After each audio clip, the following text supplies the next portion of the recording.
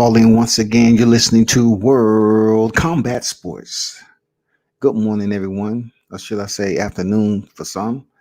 Hey, salute to everyone that's dropping in the building, the WCS supporters, those of you that may be new to the channel.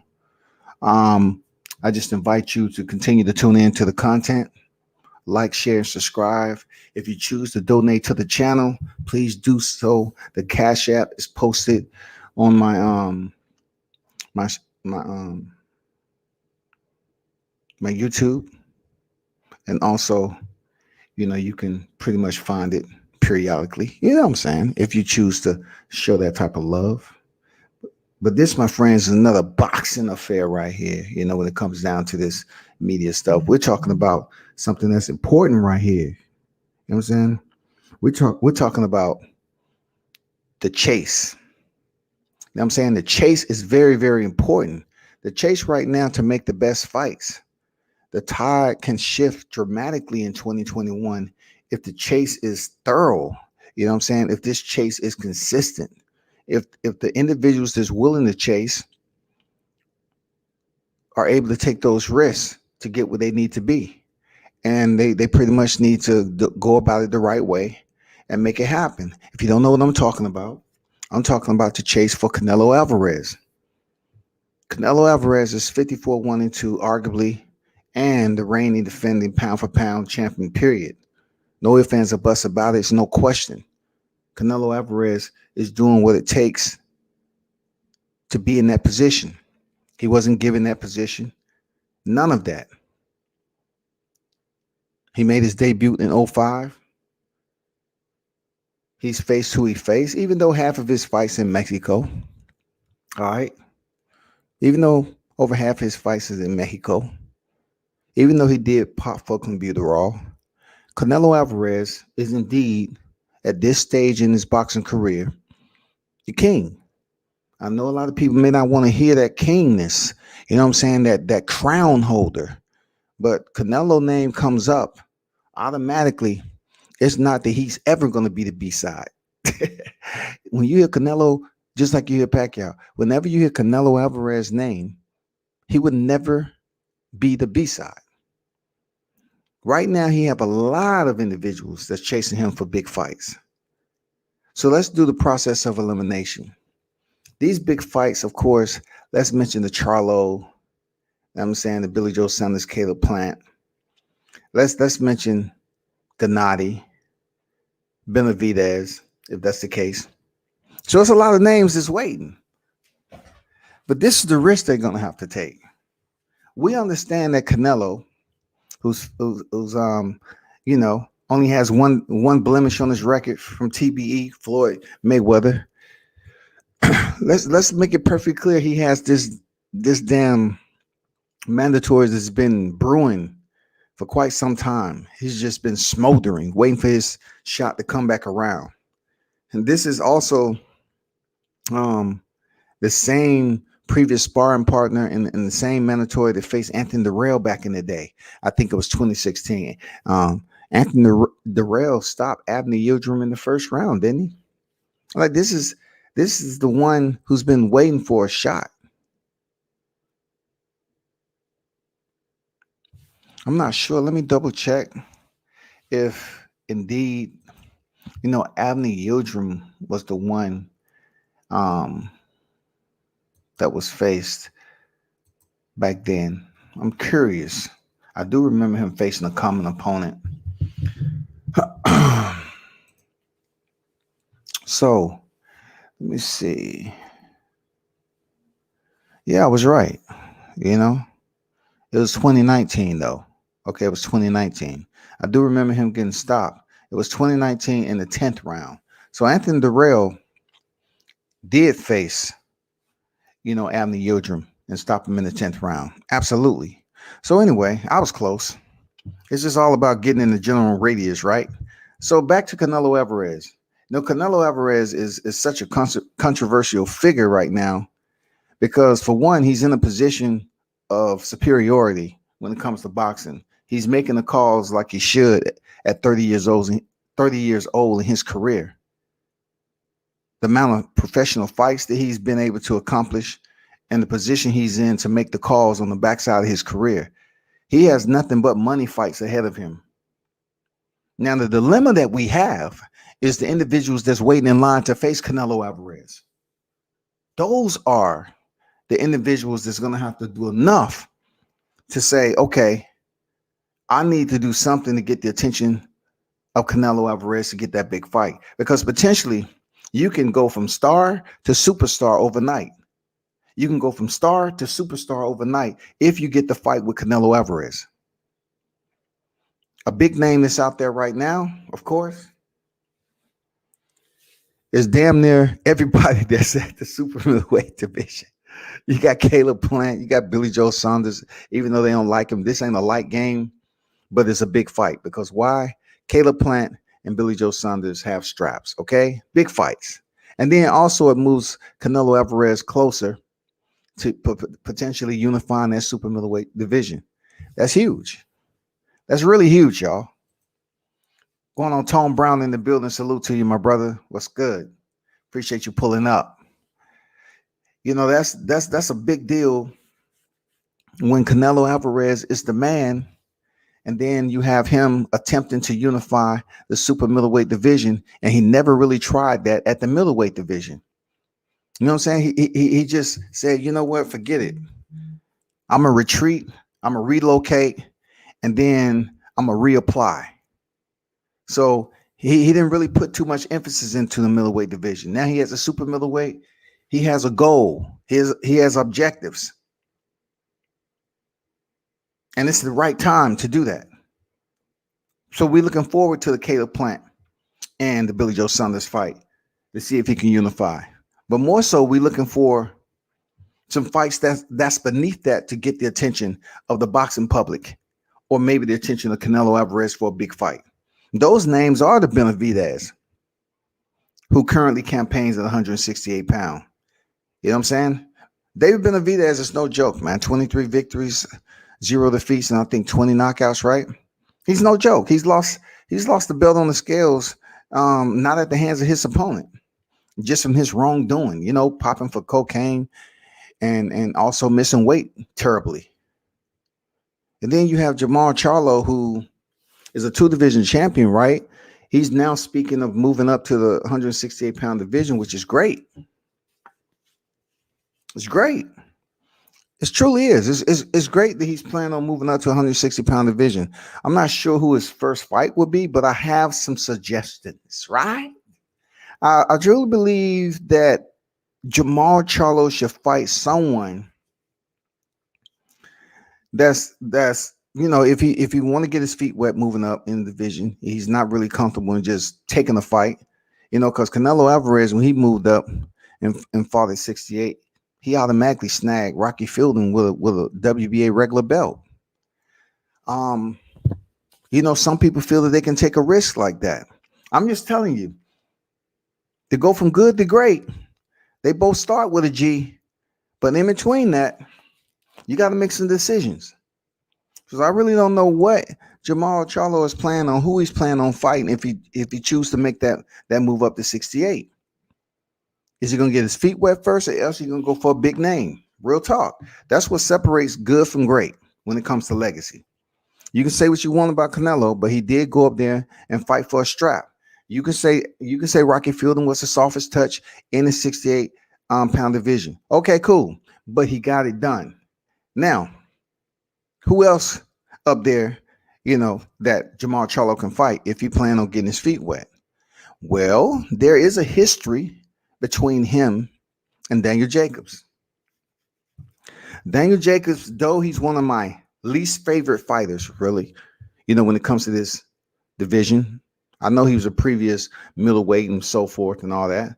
But when it comes down to Jamal Charlo and Daniel Jacobs having that meeting in the hallway, we all remember the meeting. And we really, truly believe that at one point in time, they was going to face each other at middleweight. This shit never happened. It was good for them YTBC. It was good for them social media to chat it up, but nothing materialized. Absolutely nothing, y'all. – 0. Lawrence Williams in the building. What's good?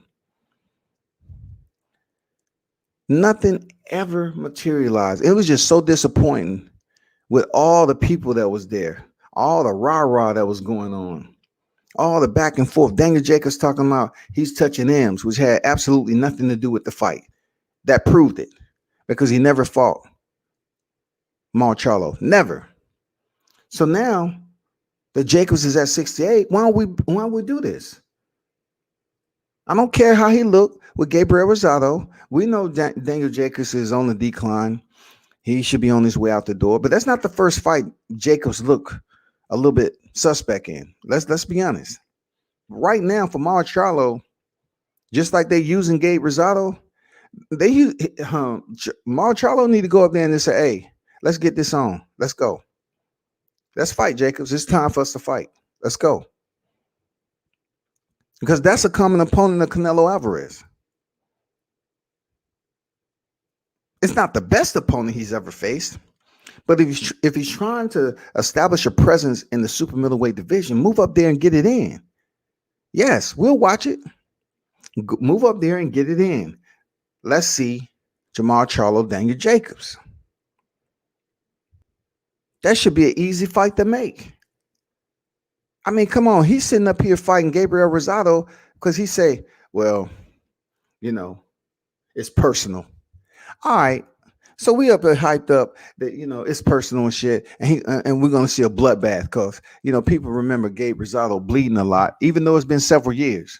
He goes in there and it's just a boxing match. It's nothing too physical, nothing too thrilling. It's very absent of suspense and intrigue. We was like, what the fuck? So looking at Charlo, I'm like, yeah, have your people get with his people. And let's see Charlo face Daniel Jacobs. Let's see who can do him dirty better. You know what I'm saying? See what you got at 68. If you was draining yourself for 60, and you should be much more healthier at 68. Real talk. Now, the bigger risk is this. If you haven't heard, I'm pretty sure the hardcore fight fans have. Social media has been going back and forth with Charlo having his comments. You know what I'm saying? About what he'd do to David Benavidez. David Benavidez, of course, is waiting his shot, an opportunity to get back in there and make himself known. You know what I'm saying? David Benavidez is a really, truly, I'm talking about truly validated threat for anybody up there at 168. Really, he is. Unfortunate for him losing his titles to outside variables, right? Being stripped of his title. Now he kind of has to wait in line. He had Rodney Ellis coming up. Ronald Ellis. He has Ronnie Ellis coming up, right? And, it comes down to this right here. That David Benavidez, Charlo would do great. That would be better, in my opinion, than Daniel Jacobs. Because we feel like David Benavidez have more competitive cachet still left in his boxing arsenal. You know what I'm saying? His tag, his popularity tag to the boxing fans is much more valuable than Daniel Jacobs right now. If you say David Benavidez, Daniel Jacobs, they're going to say, no, I want to see David Benavidez box. So in case and of course, Charlo moving up from 60, I would like to see him face David Benavidez. So Charlo said, I'll knock his ass out. Period. Michael Johnson, Boxing Talking More. What's good? What's good with you? Appreciate you pulling up, man. He said, knock him out. You know what I'm saying? So I'm like, okay, if that's indeed the case, that makes a good fight. He said that would be a big fight. I would love to fight Charlo, said Benavidez to ESNEWS. He said he would knock me out, but I'm going to knock him out whenever he wants. I think it would be a great fight. People love to see that fight, so I'm all for it. The fight fans are all for it.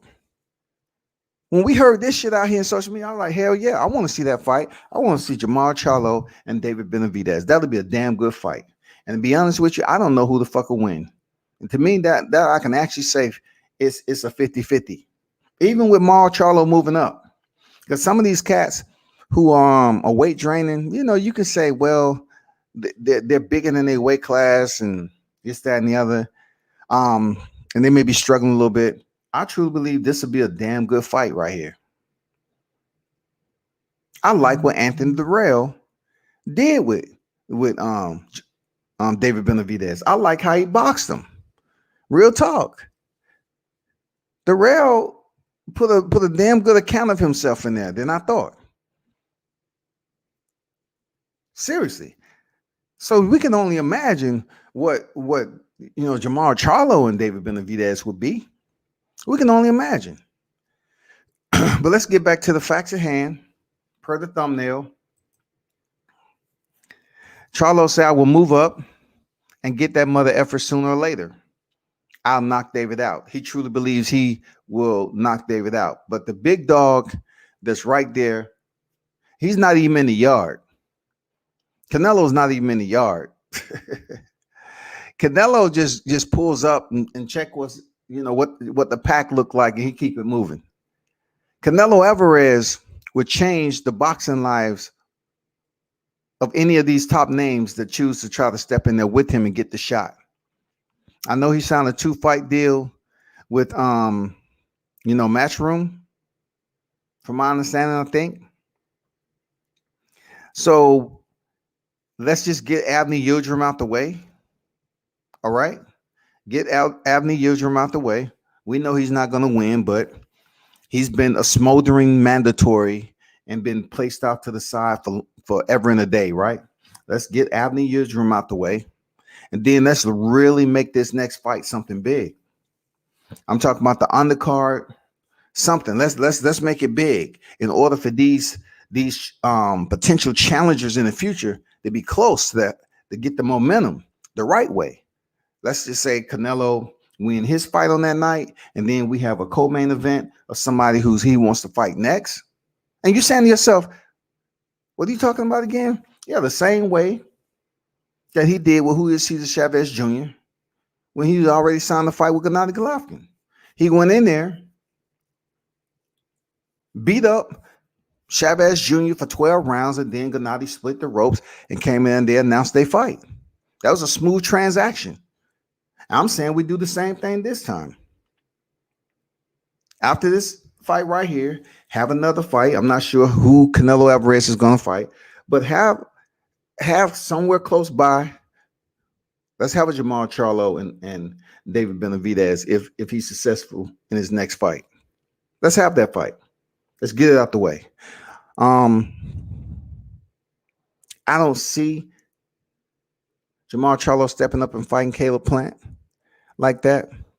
Now, cojones tell me that would be a damn good challenge to step up there. I mean, to put the word out that you want to fight Caleb Plant if you Jamar Charlo, for real. That's saying, you know what, you letting your nuts hang and you going up there fighting somebody that's going to be a hard fight. Even Billy Joe Saunders, man. I'm not saying Canelo Alvarez has that shit locked down, but Jamar Charlo at this point in his career, he needs to do something special. Man, he needs to do something that's shining bright so people can start paying attention and keeping his name. You know, all this social media saying I'll knock him out. It takes more than that right now for the Charlos, for the Errol Spence, for the Terrence Crawfords, and everybody else is trying to, they have the name, but they don't have the superstar power. That star that's next to your name that people look at and say, damn, I can't wait to see them back in there. This would do it. This fight right here would do it. I really hope Jamar Charlo doesn't wait to any type of adjustments from his brother Jermell Charlo on getting this fight with freaking Teixeira or Castano, and he makes his own shifts. He makes his own moves. Let's go. Vacate. Move the fuck on. You already was the champion. You coming off a Sergey Derevyanchenko win. Start establishing yourself in the super middleweight division. Go ahead. Make those moves, man. It's gonna take more than social media saying you'll knock out David Benavidez. That does very little for me. A lot of people say they're gonna knock somebody out. Well, when Benavidez standing up there with an O on his record, and you standing up there with an O on your record, the only way we're gonna prove who better is what? Split the ropes and get it in. That's all we want. We don't want nothing more than that. No more social media shit unless the fight's gonna happen.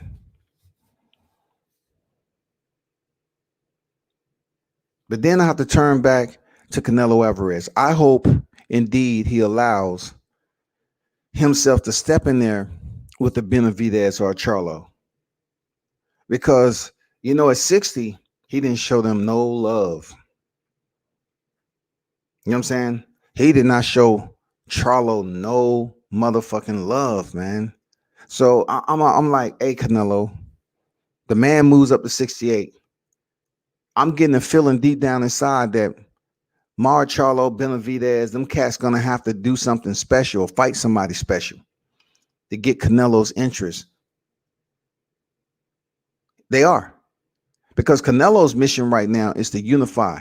So since his objective is that y'all need to make some ruckus up, for him to turn around and, gain his attention so his team can look at the fight and say, hey, damn, that's a damn good fight right there. That's a motherfucking war. Let's go. I think that's what you should do, man. You'll make a lot of money off that fight right there. If it's Charlo or Benavidez, whoever the winner, they make that shit entertaining and exciting for the boxing fans. Canelo's going to tune in and say, you know what? Let's go. But we have to understand how long Charlo was at 60. And Canelo never even considered dropping back down there to fight Charlo. Never even gave it one iota. Like, he didn't even wake up in the morning. His team was like, hey, we ready to go to the gym.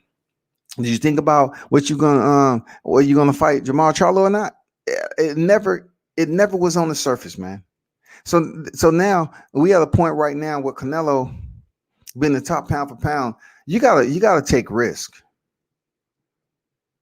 You heard Deontay Wilder said, don't put all your marbles in keeping an O. You're gonna take a loss. All the greats have taken a loss. But what we want to see right now is you stepping in this motherfucker and showing us that you got different levels to reach down in there. You're more than a dog. You know what I'm saying? You got to show us that you're not playing it safe, because this is the back end of your career, and you have to take risk. Say whatever you want about Canelo Alvarez, man. He's the king right now. It's not Errol Spence. It's Canelo Alvarez. It's not Errol Spence. It's Canelo Alvarez. Even Errol Spence said it was Canelo. But I know a lot of people are looking at Canelo Alvarez and him popping dirty for, clenbuterol and shit like that. Boxing has always been a dirty sport. And I'm not making excuses for Canelo Alvarez, but right now, he has some very good fights awaiting, don't he? Canelo Alvarez has some, god damn. Canelo has some fire waiting ahead of him. I'm talking about, he has so many fighters waiting that's pretty decent paychecks that he can pick and choose who it is. Especially if he's unifying the super middleweight division. And also now we have a shift from one of the top names at the middleweight division and moving up in on Jermall Charlo. This is what we need. We need Jermall Charlo to let his nuts hang, go up here and fight somebody tough in the super middleweight division. He does. You cannot play it safe right now when you're trying to change your status from star to superstar. Star to superstar. No ifs, ands, or buts about it. No more just yelling lines only all the time. You have to be that lion. You have to be the lion with the scars on him. This fight has to bring those to you. You have to be that battle-tested lion. When you walk through that motherfucker, it don't matter if they're already on the carcass. They smell you, they see you, they know everything about you, they get the fuck out the way. This is the fight for Marlo Charlo and moving up to 68 to separate his legacy from the rest of them. He needs a tough fight before he steps in there with Canelo Alvarez. For Canelo Alvarez, who did not consider him of importance or priority at the middleweight division, he needs a tough fight at the super middleweight division so we can see one. And now I'm not telling you to sit in one spot and damn keep your fingers crossed, because you might come down with some arthritic motherfucking problems. What we see going on in boxing right now, you might come down with some ailments. You might go in a deep depression waiting on some of these best to fight the best. Seriously. Lawrence Williams say Big Charlo versus Jacobs at 168 is a good fight. I agree, man. Real talk. So Logic says, if Canelo looking to unify, why doesn't Charlo challenge PBC stablemate Caleb Plant to win the undisputed and go through Charlo at 68? Why doesn't Charlo challenge PBC stablemate Caleb Plant to win the title and undisputed? It's all about what's going on internally, Logic. That's a good point you make. You know what I'm saying? Why doesn't he? I just mentioned myself. I was on a whole different page. I just mentioned myself too, but that's a good point. It would be great to challenge Caleb Plant, who's a PBC stablemate. Absolutely. But, you know, I don't know what it comes down to when it comes, you know, Caleb Truax, man, he was stopped in the first round early, and I think it was in 2016, man. You know, Truex has been stopped in the first round. I think Darrell stopped him in the first round, to be honest. But look, I don't see Caleb Plant having a problem with Caleb Truax with this fight. So he disperses of him. That would be a damn good fight. But are they going to make that fight happen for Charlo? Do Charlo want that fight? Does Charlo want that tough fight in Caleb Plant? Like I said earlier, Caleb Plant would be a tough fight for Charlo. Let your nuts hang. You going up there, motherfucking in super middleweight. What better face to kind of jump in the middle of the fray and fight for a title? You beat Caleb Plant, you absolutely guaranteed a shot at Canelo Alvarez. You absolutely separate your name there, Jamal Charlo, from star to superstar. Because if you can run the gauntlet with Caleb Plant and Canelo Alvarez, lips are sealed, mouths are shut, and people are shaking their head like, God damn. Can you believe what Charlo just did? Charlo beat Caleb Plant and Canelo Alvarez. So you trying to tell me he's not going to be on the top pound for pound? You trying to tell me he won't be on top pound for pound? Absolutely. He will be in the pound for pound talks. I'm not sure if he'd be number one, but if he's able to disperse and hand, Caleb Plant his first loss and hand Canelo Alvarez his second loss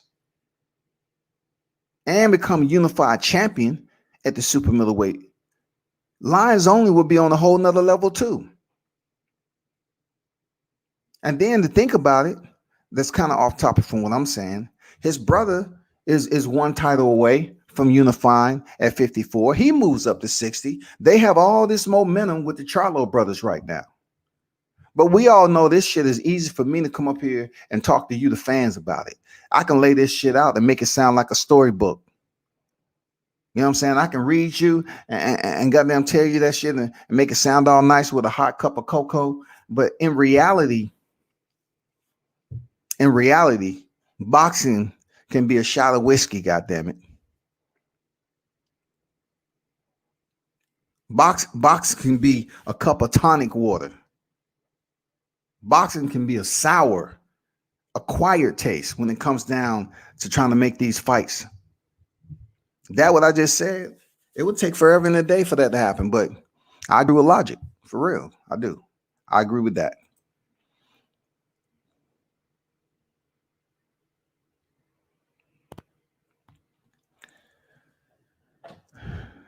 I don't know who you are, but obviously you don't know what the topic is. Do a little bit more reading on social media. So get back on Canelo Alvarez, man. Let's try to see after his Abner Yildirim fight what takes place with everybody else. Like, from my understanding, he's facing Billy Joe Saunders before even considering Caleb Plant. So let's see what's going on, with this Billy Joe Saunders to unify, because he already dispersed of Callum Smith, and that was just a lackluster performance from Callum Smith himself. So Billy Joe Saunders, he's talk a good fight. I really want him to show up against Canelo Alvarez and put on a damn good showing. And in the meanwhile, it would be good for somebody. It would be good. It'll be good for something to happen with Caleb Plant once he go ahead and disperses of Caleb Truax, to have a solid second fight of 2021. It would be good if indeed it can be Charlo. That'd be awesome. It definitely doesn't need to be Daniel Jacobs. It doesn't need to be none of that shit. We need to damn grow this super middleweight division out of the blue. You know what I'm saying? We have a changing of the guard that's going on anyway in the next year and a half. We have a changing of the guard. This right now would be more so a shift of, momentum, notoriety. Individuals having the opportunity to go from good to great. You know what I'm saying? That goes from David Benavidez. That goes for Jamal Charlo. Both of these individuals, in my opinion, along with Caleb Plant, can somewhat become good to great. I would say more so David Benavidez and Jamal Charlo, because David Benavidez is one of the youngest champions. All right, he has some legacy that he still has to build on. He needs the big fights to make that happen. He has to maintain discipline and stop missing weight. He has to stay clean and sober outside of the ring. He has to, because who's going to put their faith in David Benavidez to get a shot at Canelo Alvarez and he comes in overweight? You know what I'm saying? But in between time, I will say this. I put the video up several times before. Caleb Plant basically saying that he does not, in no way, shape, or form, like David Benavidez. He doesn't like him. He said, I don't have nothing good to say about him. He's the easiest.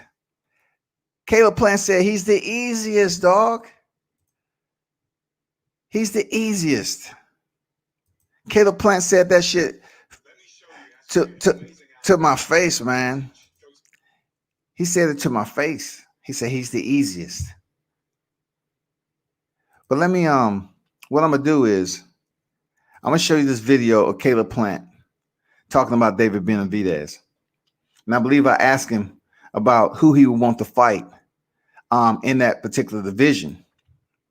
Who will be a next opponent that would be good for him to fight in that division. And this is at the MGM Grand. His father was sitting by his side. I'm not talking about the one I showed you the other day. I'm talking about me and Caleb Plant one-on-one. It's not the one when he was in Nashville. Okay. This is the one when we was chilling in Vegas. And matter of fact, hold on for a second.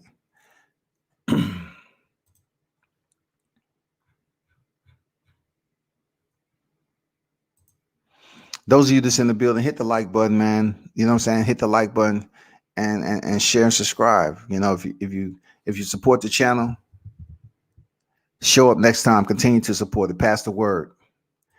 I'm bringing up one of my content of Caleb Plant, and I'm talking about David Benavidez. And one thing I can say about Caleb Plant, he's a no-nonsense type of dude. He gets straight to the point. And you don't get the impression that he's capping like that. You know what I'm saying? Caleb Plant never gives me the impression that he's just talking shit. Caleb Plant gives me the impression that he believes in himself first. You know what I'm saying? He believes in what the fuck he's talking about. He believes he's that guy. Seriously. I get nothing else from Caleb Plant when I'm talking to him. He's one of the coolest guys in the game. Real talk. He one of the coolest low-key cats in the game, though. I'm not gonna lie to you. So here goes my video that I had with Caleb Plant. Let me share screen right quick. I know from yesterday. Let me take this thumbnail down. And let me share the screen right quick. Y'all bear with me. And here's my interview I did with Caleb Plant at the MGM Grand when I was on my media shit. Let me get past this. Hold up.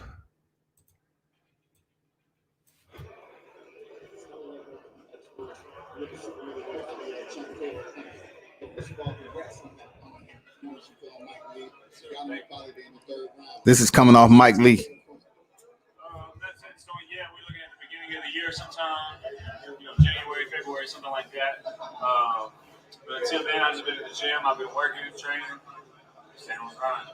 So initially, I said on video, I saw them on the way in the media. You say it's not official yet.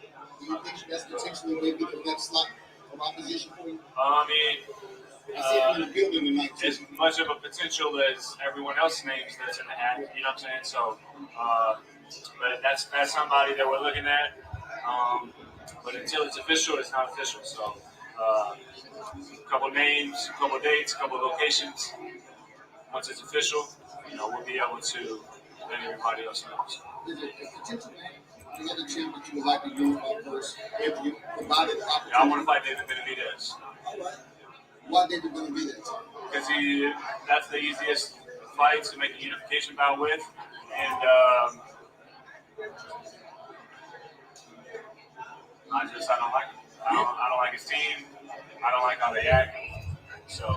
How did that all transpire? Was it, due to the fact that he thought that he was strictly expected to be some title, he didn't represent the division? No, because that's none of my business. Okay. That has nothing to do with me. Just because that has nothing to do with me. That doesn't affect me. So right now at that division, are you gonna attempt to unify and then try to move up or down or what have you? I'm gonna become the first undisputed super middleweight champion in the world. All right. So I'm not going nowhere. So I make way easy. I'm 10 pounds from fight weight right now. So I'm gonna be here to beat all these super middleweight champs, and I'm gonna be here when those middleweights move up as well. So I'll be right here. Very astute with your technical boxing fights. Do you believe the fight fans underappreciate Caleb Plant? I think so. But I think it's because some of these other guys that they see fight, they can see everything that they do, and I don't think that they can see everything that I do.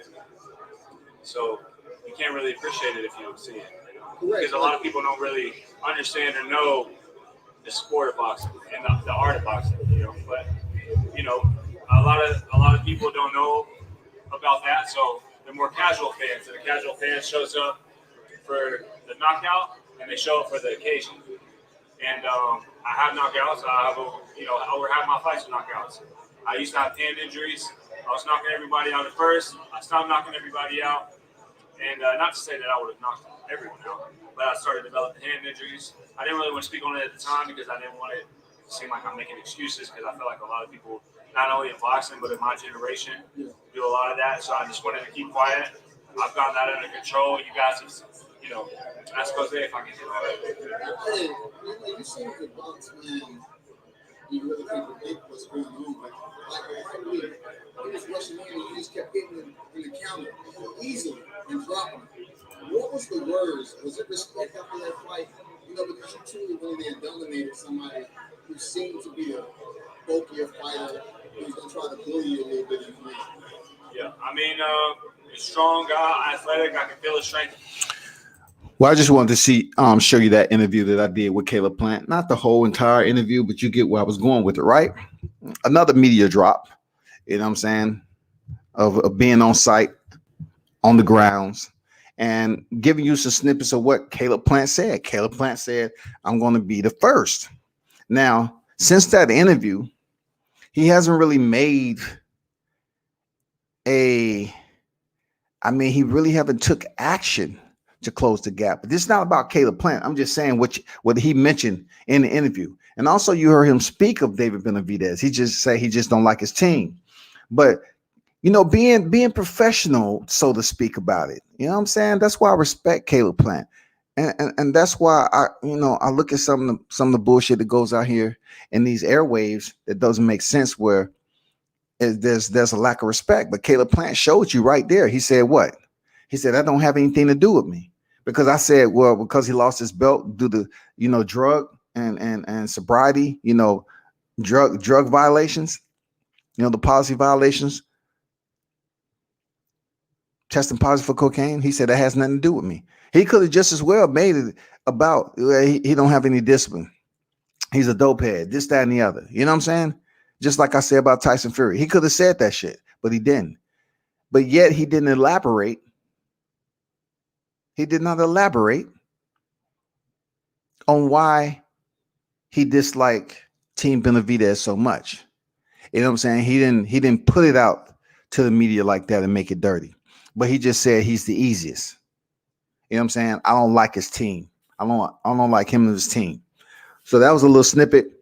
And I'm just looking at this like, okay, that'll be a good fight for Canelo Alvarez too. I think Caleb Plant might be the last in the fray. I think from what it seems like with Canelo Alvarez, his selection process is going to be Billy Joe Saunders and then move to Caleb Plant last for the unification. And that fight's going to do really, really good numbers. Really good numbers. And I'm telling you, it's going to do damn good numbers.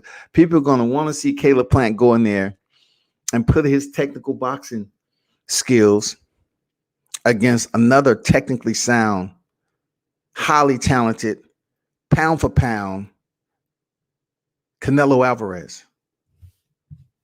Tony Boswell, I appreciate you. Appreciate you. Say much respect. Salute to you too, man. Real talk. Jones said Charlo beats Jacobs, Benavidez, and Plant.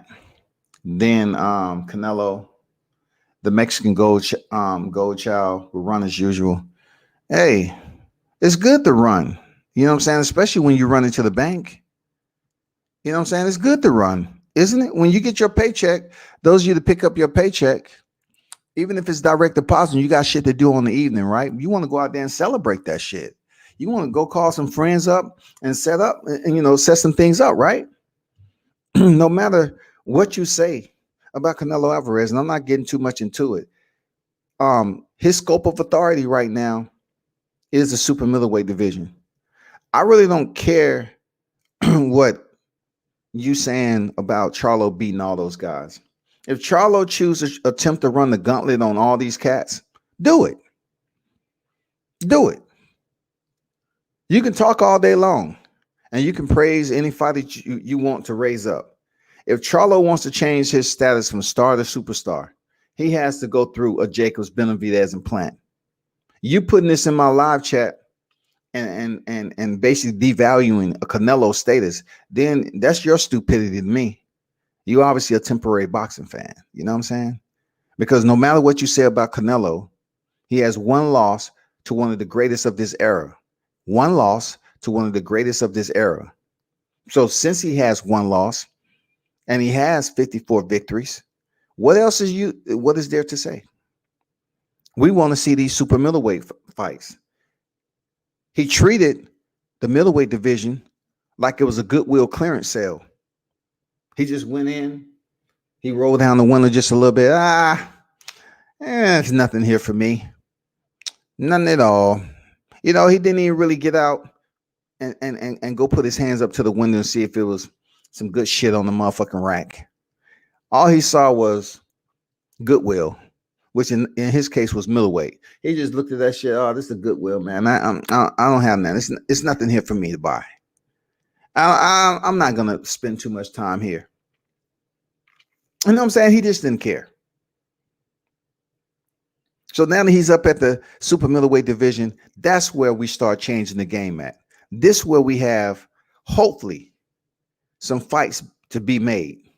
But like I go back up the thread to what Logic mentioned, And what I said earlier also is that it would be good to see Jamal Charlo and Caleb Plant before we see Canelo Alvarez and Caleb Plant. Why? Because that means Jamal Charlo is now facing and hoping that he get a shot at a unified champion, bro. This is what I'm talking about. I ain't saying he's not unified. Now I'm talking about undisputed. Charlo needs a strap at 68, man. In between time, if he's going for Billy Joe Saunders, goddamn it, Charlo, go for Caleb Plant. Are you able to run the gauntlet on Caleb Plant? Then Canelo has no other recourse except to come see and make an appointment with Jamal Charlo. It would be nothing else to be said from anybody else on who's running who. If you're still at this point in your life where you're not accepting the fact that Canelo Alvarez is indeed the one that's running the show right now, then you're absolutely blind. You're blind. It may not be in a physical sense, but it's absolutely a mental sense because you're selectively denying what's in front of you. You don't even want to acknowledge what you're seeing in front of you. Just like people hear shit and they selectively deny what they're actually receiving. Their receptive antennas are bent in half, like the co-hangers that we used to have on bubble back TVs. A lot of y'all young cats don't know this because you used to flat screens. You know what I'm saying? But when I was growing up, it was bubble backs. The worst reception ever. You had to move that bitch around and, back and forth so the damn channel can come in. And after that, you notice that your right arm is much bigger than your left. You're like, God damn, my biceps are tight. Shit. What the fuck? This co-hanger, time to change that shit out. It's lost reception. I'm serious, man. But Pete, make no mistake about it, y'all. This shit right here has some glory to it. I like it. This shit right here has some glory to it. It does. It really have glory to it. The shift that's going to happen is going to start with Jamal Charlo. Believe it or not. It is. It has to start with him. He's making a move. We really didn't know too much about him moving up like that consistently until Errol Spence called out Canelo Alvarez. I really don't want to see a Canelo Alvarez and Errol Spence. And I like how Canelo is staying the course, man. He's staying the motherfucking course. He ain't sporadic. So what? Who there? Errol Spence calling me out. Okay, let's make an exhibition. I'm glad he's staying the course and telling people that his primary focus is to unify the super middleweight division. And then we have somewhat of a compass in where his direction is at the WBO after Abner Yildirim. His compass is directed at potentially scooping up Billy Joe Saunders and then looking at the bigger picture for a finale with Caleb Plant. But once again, Jamal Charlo and Caleb Plant is under the same banner. So with that said, why don't we make that fight? Forget your O. Both of these guys have O's. Someone's going to lose, okay? Someone will lose. So therefore, make the fight beneath the PBC banner and let's go. And then the winner get Canelo Alvarez for all the fucking marbles. Now, I got to hold two people accountable in this shit. I have to hold Caleb Plant for saying that he was going to be unified champion. I got to hold you accountable. That's your words.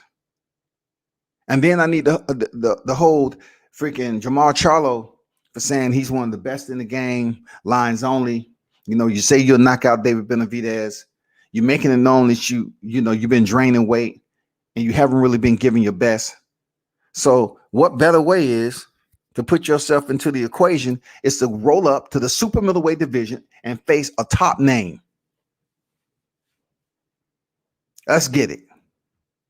No more talking, no more ducking, no more dodging, no excuses. Let's see it.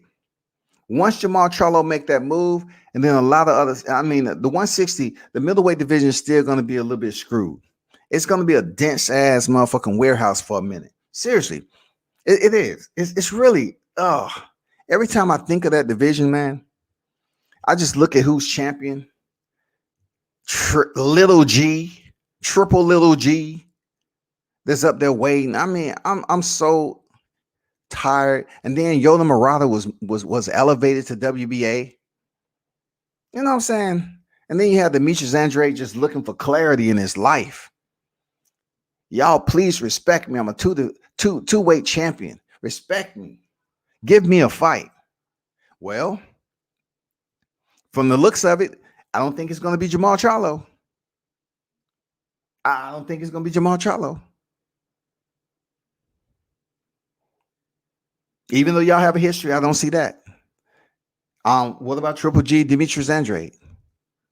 Let's get something going. I could care less, to be honest. The only thing I'm caring about is the shift that's going on from Mar Charlo moving up to 68, Canelo Alvarez, attempting to unify, and then the future shift from 54 with Errol Spence, and possibly, you heard me ask Terrence Crawford in the interview, is he planning on moving up to 54? And that was a ways ago. He said no, but I truly believe if the money is right, and Terrence Crawford is released from the top-ranked banner, so to speak, in October this year, and he's able to make those final adjustments like Mikey Garcia is telling him, we may see him move up to 54 for a good money fight. Real talk.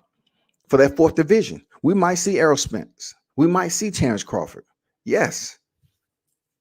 Absolutely. I don't see Sean Porter. Nope. Keith Thurman. Nope. Danny Garcia, nope. There's only certain individuals at 47 right now that can possibly move up to 54 and shake that shit up. And those names I just mentioned is it. 54 division will be the future oven of boxing when it's coming up. Real talk. 140-pound division is going to be one of those future hot divisions. I can't really say 68 because it's only a sprinkle of names that's going to make all that happen. Like look at Jamal Charlo right now. He's not holding up the division, but it's a lot of it's names that's not going to really be able to fuck with Jamel Charlo right now at 54 because his primary focus is to unify and become undisputed. You know what I'm saying? So all those names is just sitting around at 54. They're going to be there parked in the garage until he gets that fight with the winner of Castano and Teixeira. You feel me? That's where we at. Everything boxing and sports. Salute to you, my brother. What's good? Salute. Y'all definitely make sure you tune in to Keon, man. Everything boxing and sports. Subscribe, support his channel, man. Donate. Everything you got to do, support and raise up his channel, man. Quality damn content every day. That guy said, remember when everyone thought middleweight was going to be the zone fire?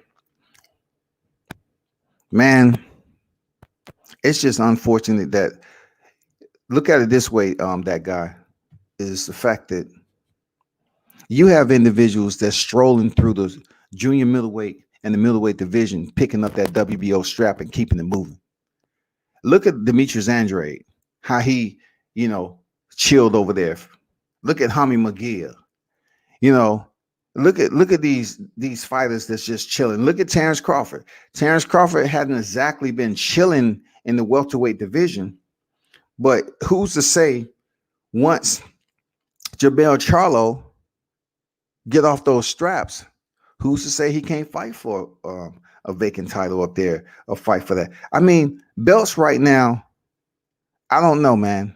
Like, some of these belt systems are being held up by individuals that are doing just enough to hold the placemat in those divisions. The middleweight division is the worst right now. We ain't talking about junior flyweight. We're not talking about, I'm talking about the primary division that we communicate and talk about in thumbnails all the time. The middleweight division just sucks right now. And you know who fucked that up? Who has responsibility in fucking that up? Canelo Alvarez. Absolutely. But with what I'm saying in criticism of Canelo Alvarez, I say this. You cannot criticize his moves. In order for you to be in a position like Canelo Alvarez, you have to take risk. who can say on their record when Canelo fought Floyd Mayweather at the age Floyd fought Floyd at the age that Canelo fought Floyd Mayweather and the performance that Floyd put on Canelo Alvarez, you're still going to sit up here and say, well, he didn't step up and take the risk to fight one of the greats? He lost. It was school in session. But since then, he's been on top. You know what I'm saying? So right now, if you want to take that glory away from Canelo Alvarez, goddammit, you need to start going on the hunt. Jamal Charlo need to be on the hunt. Caleb Plant, David Benavidez, Billy Joe Saunders. I don't even like mentioning his name, man.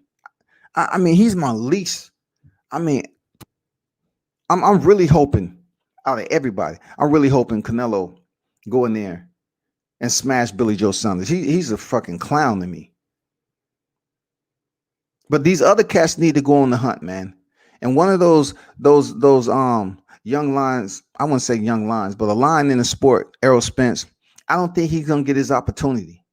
I don't think Canelo Alvarez is gonna take a pause off what he's trying to do for the super middleweight division and pull off that Ryan Garcia, Manny Pacquiao bullshit. I don't think he's gonna do it. And if I was Canelo, I wouldn't do it either.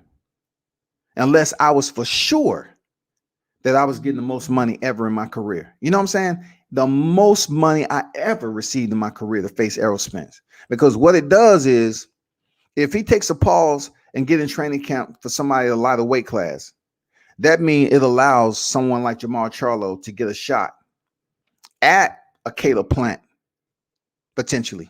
It'll be a little bit of window in there for them to get a shot.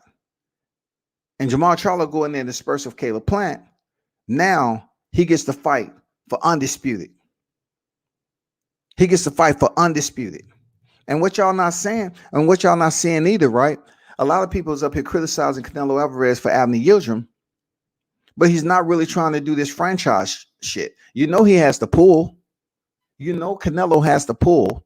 He could have just very well went up there and used all his Mauricio Suleiman contacts, but he say, "No, I'm gonna fight my mandatory." Why? Because I feel it's a point of respect there. Abner Yildirim being a former sparring partner and all this other bullshit. Easy, soft touch for Canelo Alvarez. And also for Canelo, he's providing him somewhat that paycheck, that opportunity. Just like Floyd Mayweather gave Andre Berto. You know what I'm saying? He's providing him that moment of starlight. To say, yeah, come on in here and fight me. You're not gonna beat me, but we can grace the square together, make money, break bread, and keep it moving. Abner Yildirim knows damn well he's not defeating Canelo Alvarez. He don't have a motherfucking puncher's chance. But Canelo is giving him an opportunity. He's basically cleaning out his WBC mandatory effectively, immediately. And then he's moving on to a Billy Joe Saunders, from my understanding. King Mitch in the building, what's good? Canelo deserves some blame, but those other fighters should be fighting each other. Okay, be more specific. And Canelo deserves culpability. What does he deserve culpability on? I need clarification when there's criticism for anything. Just like I'm criticizing a fighter. You know, I hope I provide enough clarification to underline, certain key points for people to understand why I'm critical of certain fighters in this situation. But for Canelo Alvarez at 54-1-2, what is he to be blamed? Tell me. For 160? Absolutely. You talking about for 160? The warehouse effect? Absolutely. Canelo should be blamed because he could have lit up the 160-pound division with a little bit of fire. We could have had some embers coming down. We could have had some fireworks in this motherfucker. You know what I'm saying? We could have had some light show if Canelo would have thought about fighting a Jamal Charlo. Absolutely. But then again, we have names that's at 60 that can create some fireworks too. Like Jamal Charlo fighting Demetrius Andrade. Charlo fighting a Gennady Golovkin. It would have been great if Gennady wants to fight and take a tough fight against Jamar Charlo. It'll be great. It'll be great for boxing. But man, when you have three people in place, man, it's just like empty coat hangers in the closet. I'm serious. Mar Charlo, Gennady Golovkin, and Demetrius Andrade are just like open your closet up and say, I could have sworn I had these clothes in here. What the fuck? It's an empty damn closet, man. So what I'm liking, move the fuck on, Jamar Charlo. Vacate your motherfucking title. Don't give a fuck who is going on your credentials anyway. It's already there. Move on and get with your people, get with your brother, and say, you know what? If you think you can knock out David Benavidez, make the motherfucking fight. Because we got so many sensitive motherfuckers on here that act like fighters shouldn't call out one another unless it's somebody that they like. No, if you calling out and you say you'll knock his ass out, I want to see the Charlos in that fight. I want to see Benavidez in that fight. Hell yeah. Don't be talking shit, talking about your fighter's the best, but you don't want to see him go in there and take competition. That's not how I operate. I want to see the fighters I support. I definitely want to see them in the best competition. I want to see how they work under pressure. You know what I'm saying? I want to be able to boast about them. They may not give a fuck of what I'm boasting about, but for me, that's what I want to see. Like that Cool Boy Steph fight. I mean, damn, I'll be honest. I mean, I'm not the biggest fan before walking at a Cool Boy Steph. I knew who he was and everything. He fought differently against Angelo Leo. But what he was able to do is go in there and fight Leo's fight. Leo came with the dog off the leash mentality. Cool Boy Steph met him. He said, somebody open the gate for you, but I'm here. Let's go. I'm in your space right now for 12 fucking rounds. Let's do it. And man, that fight was one of the best in 2021. People are not going to look at it because it's a super bantamweight, but I'm telling you, we need some of those fights. We need some of those fights up in the higher weight classes. I'm telling you the truth. Like, y'all might disagree. You could tell me if you do, but if I'm looking at a Cool Boy Steph and Angelo Leo, and I'm looking at Errol Spence and Sean Porter, I don't know, man. My interest is gravitating more towards Leo and Steph. I'm not gonna lie. That shit right there, that inside game was just crazy. That shit was crazy, bro. That shit was fun to watch. And I have both of those fights still on I have it in the cash, man. I have it on the reel. What y'all think? That should have happened? You think Jamar Charlo challenged David Benavidez first since they're on social media? Else it's just all banter. It's just all bravado.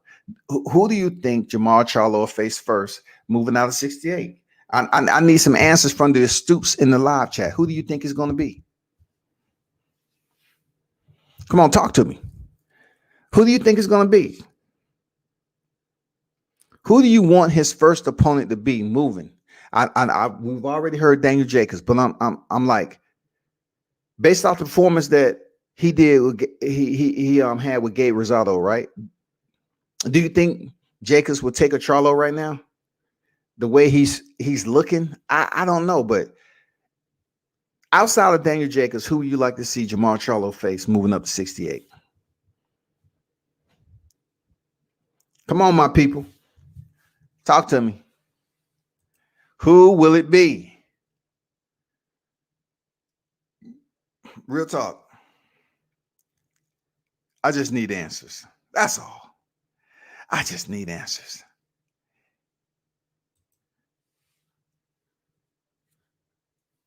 I just need answers. That's all. Who do you believe it will be, man?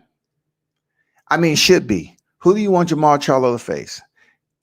And look, I'll tell you like this. If Jamar Charlo is stepping up, he needs to face someone to place him in the optics of Canelo Alvarez to consider him, because you have to understand he never really considered Jermall Charlo when he was at middleweight. So if he never really gave him that deep consideration, which a little bit, I mean, like when it comes down to the respect, it doesn't peak out. The cup doesn't run it over with the respect. So now that he didn't respect him at middleweight, he needs to do more at super middleweight to gain the attention of Canelo Alvarez. You know what I'm saying? He needs something huge. He need to come in that motherfucker like it's the Avengers. He need to come with on fire. He need to damn have some special effects going on. He does. It's gonna take more than lines only. He needs to come in there with something different. Seriously. Jermall Charlo has to come in there on motherfucking fire. It needs to be electricity coming out. We need to see all of that in his first fight at 68. No ifs, ands, or buts about it. That's what I'm saying. He needs to come in there like something out of the ordinary we never even seen. We need to say, God damn, a weight class like that? 60 to 68? You talking about 8 pounds give us this? This is what we've been missing from him fighting at 60 to 68? This is a totally different fighter. Man, goddamn, Canelo in trouble. We need that shit. We need motherfucker be standing at the damn door with fire in both the palms of his hands. He need that motherfucker on fire. You know what I'm saying? His eyes need to be glowing. You know what I'm saying? His body need to be translucent. He needs to be considered immortal. I'm serious.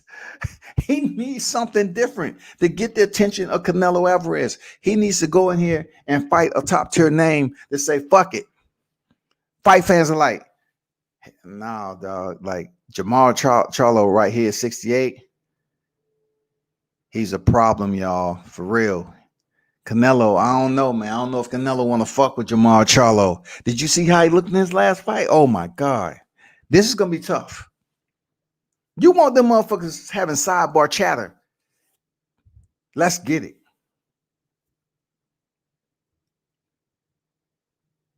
It's now or never.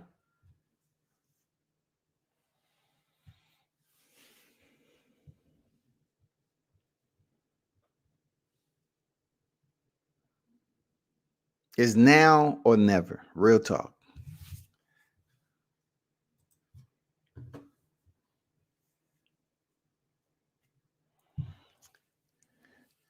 But salute to everyone that pulled up this morning. You know what I'm saying? Salute to everyone that pulled up. I appreciate you. Of course, there's a lot that's going on in boxing history outside of what I just mentioned. Just stay tuned as always. Stay tuned as always. Like I mentioned before, there's a lot of fights that's out here to talk about. But we have to kind of wait till, the smoke starts building up for it. If you didn't hear, the catch weight of Ryan Garcia, and I have to speak on this. I have to keep it fresh. You know what I'm saying? I have to keep it fresh. 143 pounds seemingly would be the catch weight for Ryan Garcia versus Manny Pacquiao. 143. 143 people will be potentially the catch weight. That means Manny Pacquiao will come down in weight. I'm not saying he's going to miss weight, but what does it matter? It's an exhibition bout, right? It's an exhibition bout. Contended at 143 potentially in April. Ryan Garcia fooled everyone into believing that he was stepping up to fight one of the toughest at 135-pound division. A fighter that's considered one of the smallest fighters in the 135-pound division, in Gervonta Davis, alias the Tank.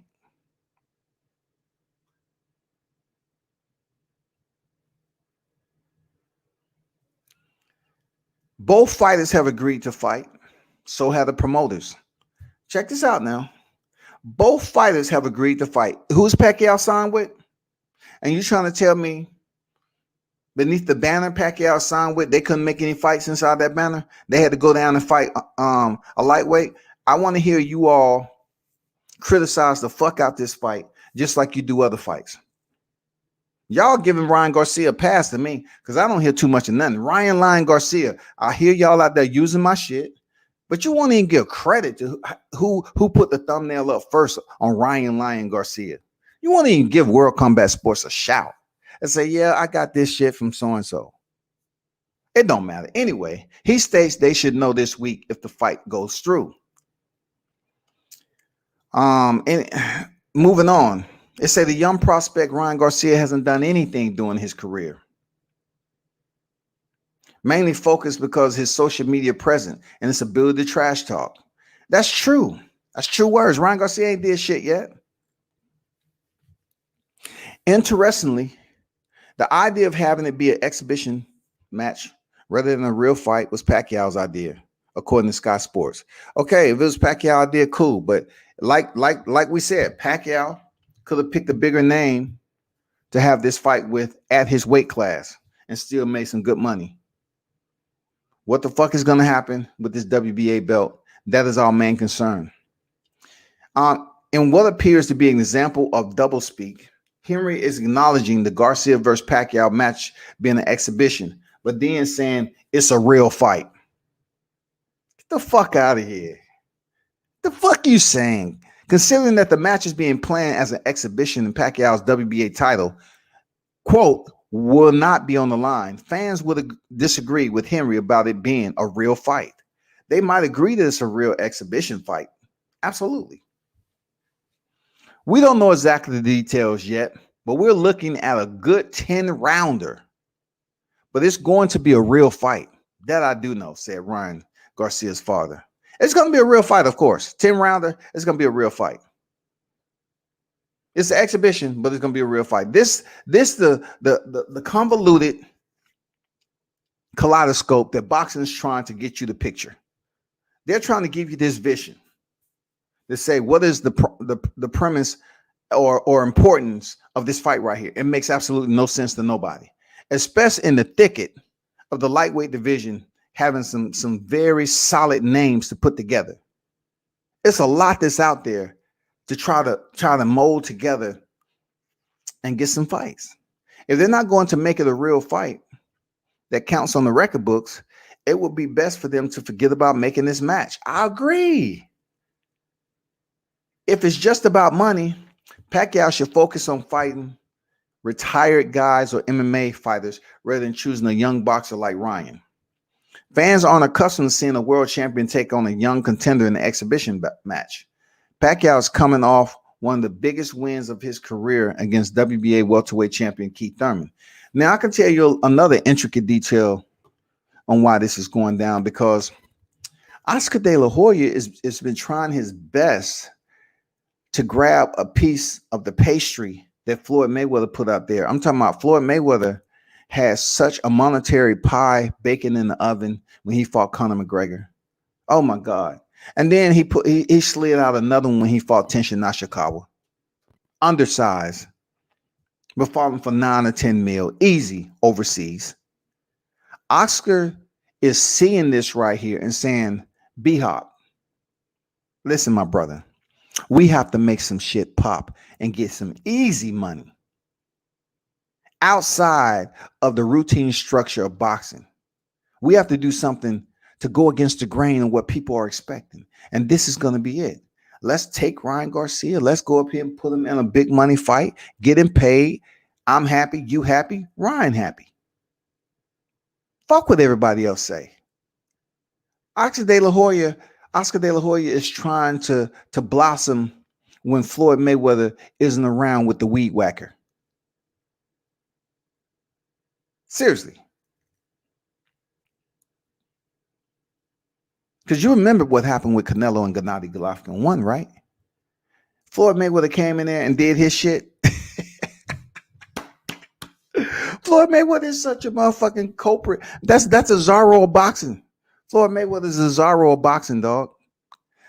You know, the Canelo and Gennady won, and Floyd pops out of nowhere, and goddamn it, Oscar say, shit, this dude is taking away some of my goddamn monetary interest from the fans who was looking to scoop up this PPV.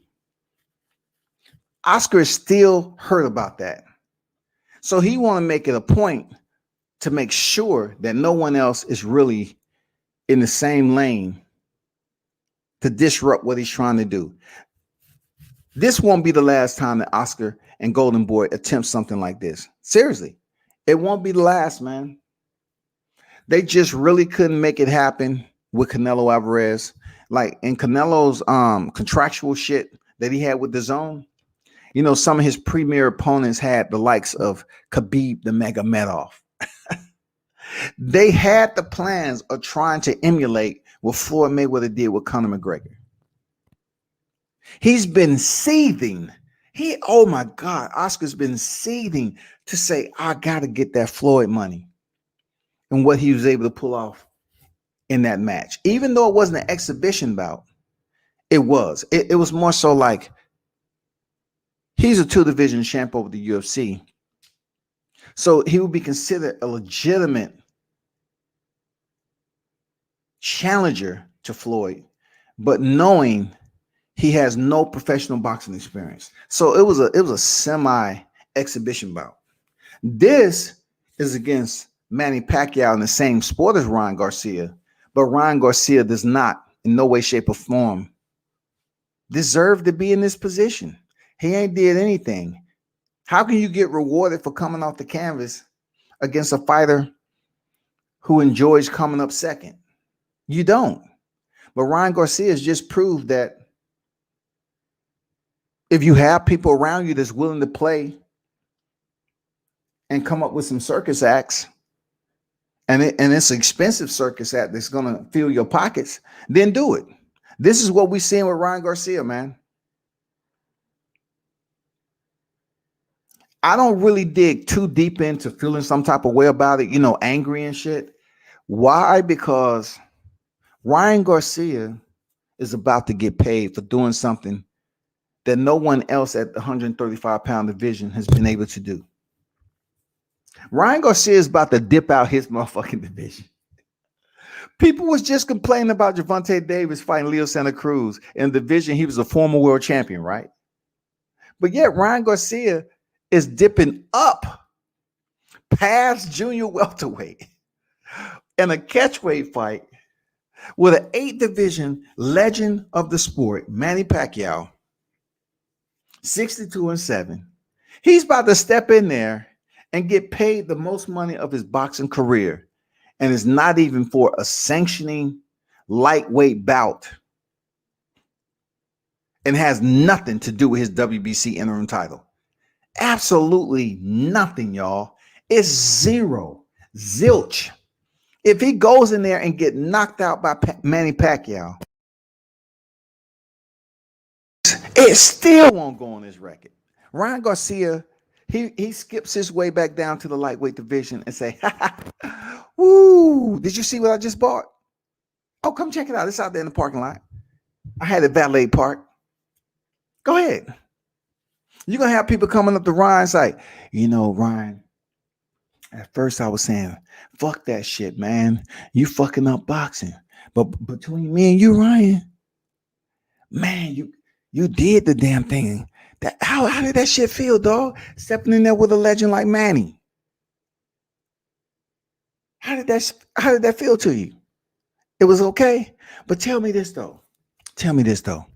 How much you making in you know, as a whole? What did you bring home, dog? I mean, come on, what did you gross, rather? Tell me what you gross. What that price tag was like. It's gonna be people curious and envious that goofy ass Ryan Lion Garcia was able to do shit and get paid for doing shit that they wasn't able to do in the lightweight division. Now, make no mistake about it. And remember, I told you this. Floyd Mayweather will not be undone.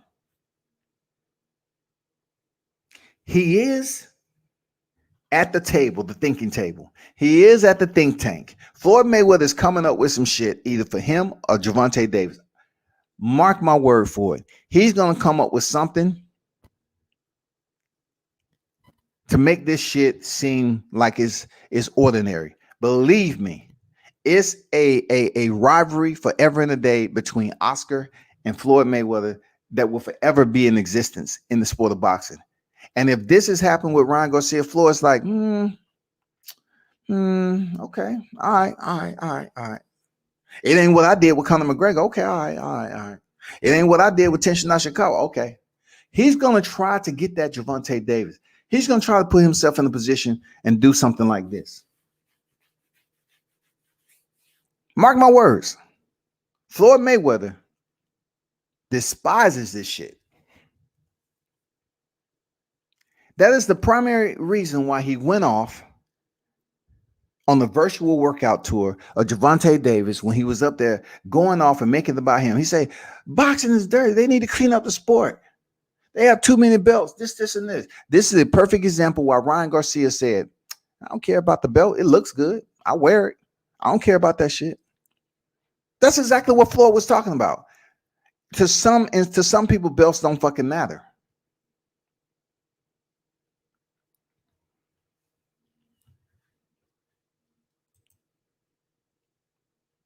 Deion Washington in the building. Salute to you, my brother. What's good out of Tuscaloosa?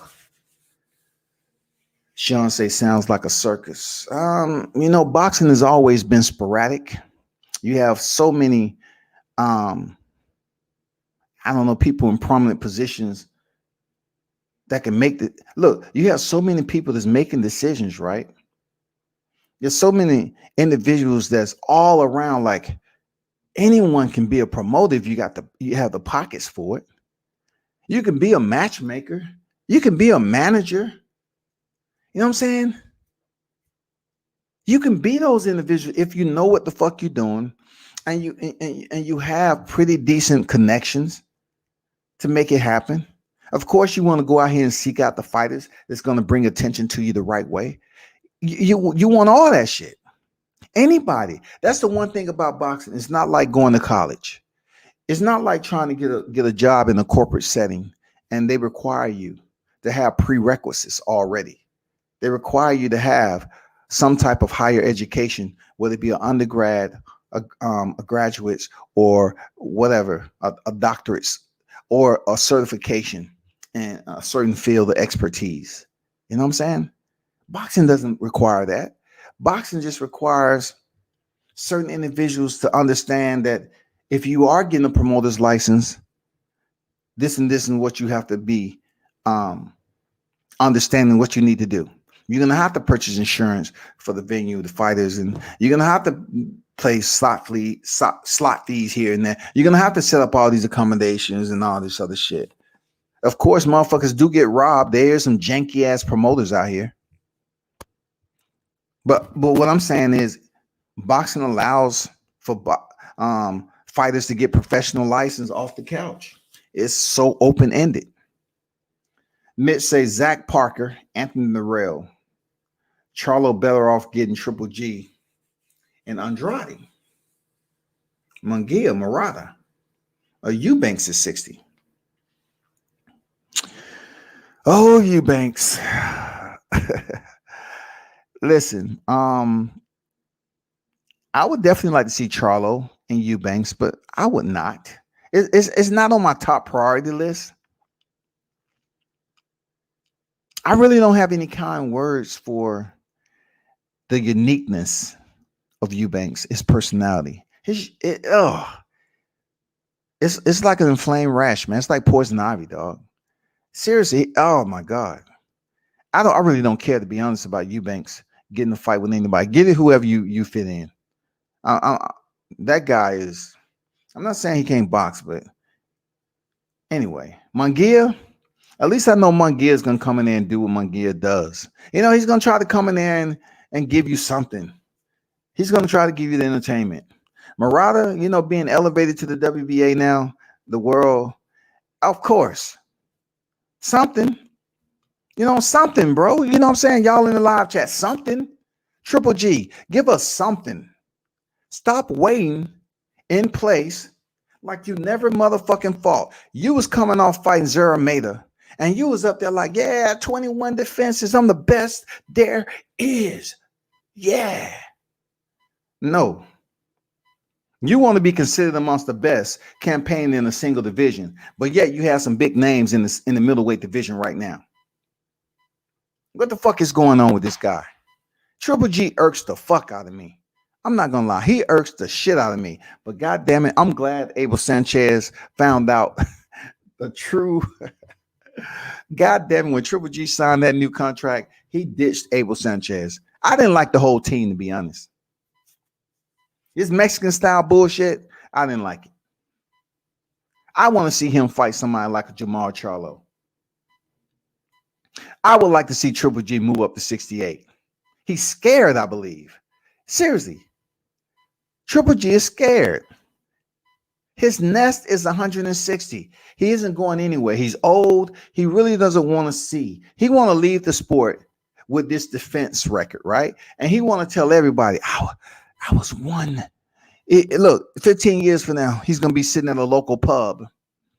Listen, I'm telling you, they didn't want to fight me. I was one of the best to ever do it. My defenses speak for themselves. Look, let me give you my phone. Look at my phone. This is me. Look, this is my phone. He's going to be telling old stories of how he was one of the best in the middleweight divisions. You know what I'm saying? That's going to be Triple G. The gift that he was provided from a performance which we knew he lost. We knew Triple G lost that. He should not be sitting over there with the IBF belt. But that is the way of the land of boxing. That is the motherfucking theft that goes on in boxing. Just like Rolly Romero is trying to convince people that he doesn't, he is who he is, and his performance, this past fight with Avery Sparrow, that he just pushed that Jackson Martinez fight. Anyway, I'm getting off topic. All right. I am media, so sometimes I just flow off into it. But the Andrade shit, Andrade to me, man, he needs to do something. I think Andrade, I'm getting an impression from him, he just want to leave the sport of boxing and say he was a 2-division world champion. He is absolutely one of the boringest guys. I'm not saying he's not a cool dude. I seen him in an interview. He's a cool cat. But look at Murata. Murata received his belt via email. And, he was elevated because Canelo Alvarez vacated. So let's put some shit together. Let's have Triple G Murata, Andrade Triple G, Andrade Murata. Let's do something. Let's do something. If Mal Charlo, hurry up, move up, and goddamn allow somebody to get the message on the inbox. If they now is a WBC, just like Charlo. I mean, you know what I'm saying? Let's keep it moving. Let's keep it fucking moving. I need to see somebody humble Eubanks. He looked amazing in the gym, but that's about it. I was there. I seen him sparring, right? And you're saying to yourself, like, okay, if you seen him sparring, where's the footage? I was like, yeah. I was saying to myself, why can't I just take some stills? Why can't I just take some stills? Out of every gym I've been in to try to get some shit, right? And these gyms are different. The lighting is different, right? And when you have your aperture all the way open to take in as much light as possible, and you have a damn good setting, I'm salivating to get some shots. Eubanks had a sparring session. I was like, damn, he was actually shining. I was like, this motherfucker getting off. This shit is tight. If I would have got those Eubanks, I could have basically provided some steals to the general public that could have put him in a different light. Because really no one gives a damn about what he's got going on right now. Like, he have some bad females. I ain't gonna lie, but I'm talking about boxing. Eubanks just shut all the media down. No pictures, no video, no nothing. And I'm saying to myself, why though? You don't even have a fight coming up. He doesn't even have a fight coming up. He's saying, nope, no pictures, no video. No pictures, no video. I was like, man, fuck that. Whatever. Key Mitch, hey Timothy, that's not even important to me right now, big dog. Salute to you though. Real talk, no disrespect. That's not even important to me right now. Mitch say, feed Sergio Martinez to Charlo. Sergio Martinez to Charlo. Do you think it's something in it for Charlo though? Is it something in it for Charlo? Seriously, is it something in it for? Is a Sergio Martinez really something in it for Charlo? Do you believe he's going to give Martinez a shot? I don't think so. I don't think people's running up there to sign the dotted line to face Sergio Martinez. Seriously, I know that was probably a joke. I see the emojis, all that shit. Blueprint, what's good with you, man? Salute, bro. I'm just looking at the rankings, and there's no name to move the needle for a Canelo fight for Charlo at 168. I agree, man. The only one that's going to move the needle there, Mitch, is the top names. That's going to move the needle. The top names. And one of the top names right now is Charlo, man. But unfortunately, you have Benavidez, which is still, in my opinion, one of the champs. No one defeated him for the title. He lost it twice for ulterior means, right? So let's make the Charlo and let's get those people in those positions to make the big fights.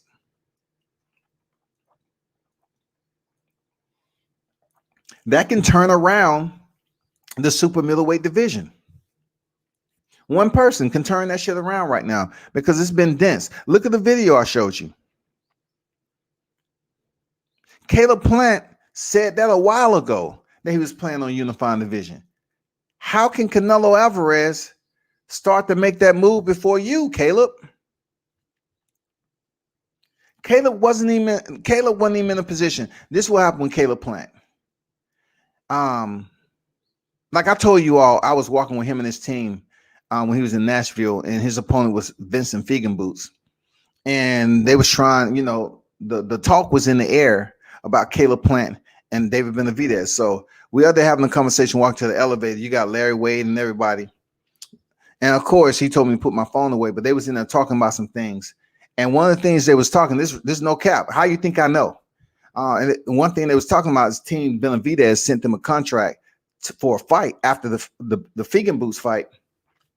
And it was short notice. And Caleb Plant made the point to say, I'm not taking no motherfucking fight. Like I just came out of a hard training camp, and then they're giving me short time to go in there and fight Benavidez. Now, a lot of people looked at that shit as if Caleb Plant is ducking. It's no way. It's just him saying, you're not going to rush me into a corner with a bullshit ass contract. I'm going to have ample amount of time in fight camp. Just like, say, for instance, with the Canelo fight, you did hear that Caleb Plant's name was one of the names that was out before he stepped in there with Callum Smith. It was short notice. Caleb Plant is not stepping into the ring on short notice for nobody. He didn't do it for David Benavidez, and he's not going to do it for Canelo Alvarez. That's real talk. Unfortunately, I wasn't able to get it when I was in there, but yeah. I move when my goddamn media moves. I go places where most media who don't care ain't gonna go. I want to get the damn little short shit, the internal, the pocket media type shit. So therefore, you're not gonna catch Caleb Plant off guard and send him some bullshit and expect him to sign a dotted line. It's not happening. Remember that shit. Benavidez makes sense for the WBC rankings, but Canelo is about to take care of the mandatory, so that route won't work for Charlo. Real talk. It's not going to work. That right there, astuteness at its best. It won't work. Just like I mentioned earlier, Abner Yildirim is being expedited. Canelo is smart, y'all. Look what Mitch just said. That shit makes sense. He ain't gonna have a mandatory for a long fucking time. So if you're thinking about pulling up to the WBC at the super middleweight division, you're gonna be waiting there for a long time. Because he doesn't have to face you. He's fighting after you, and he getting that shit out the way, y'all.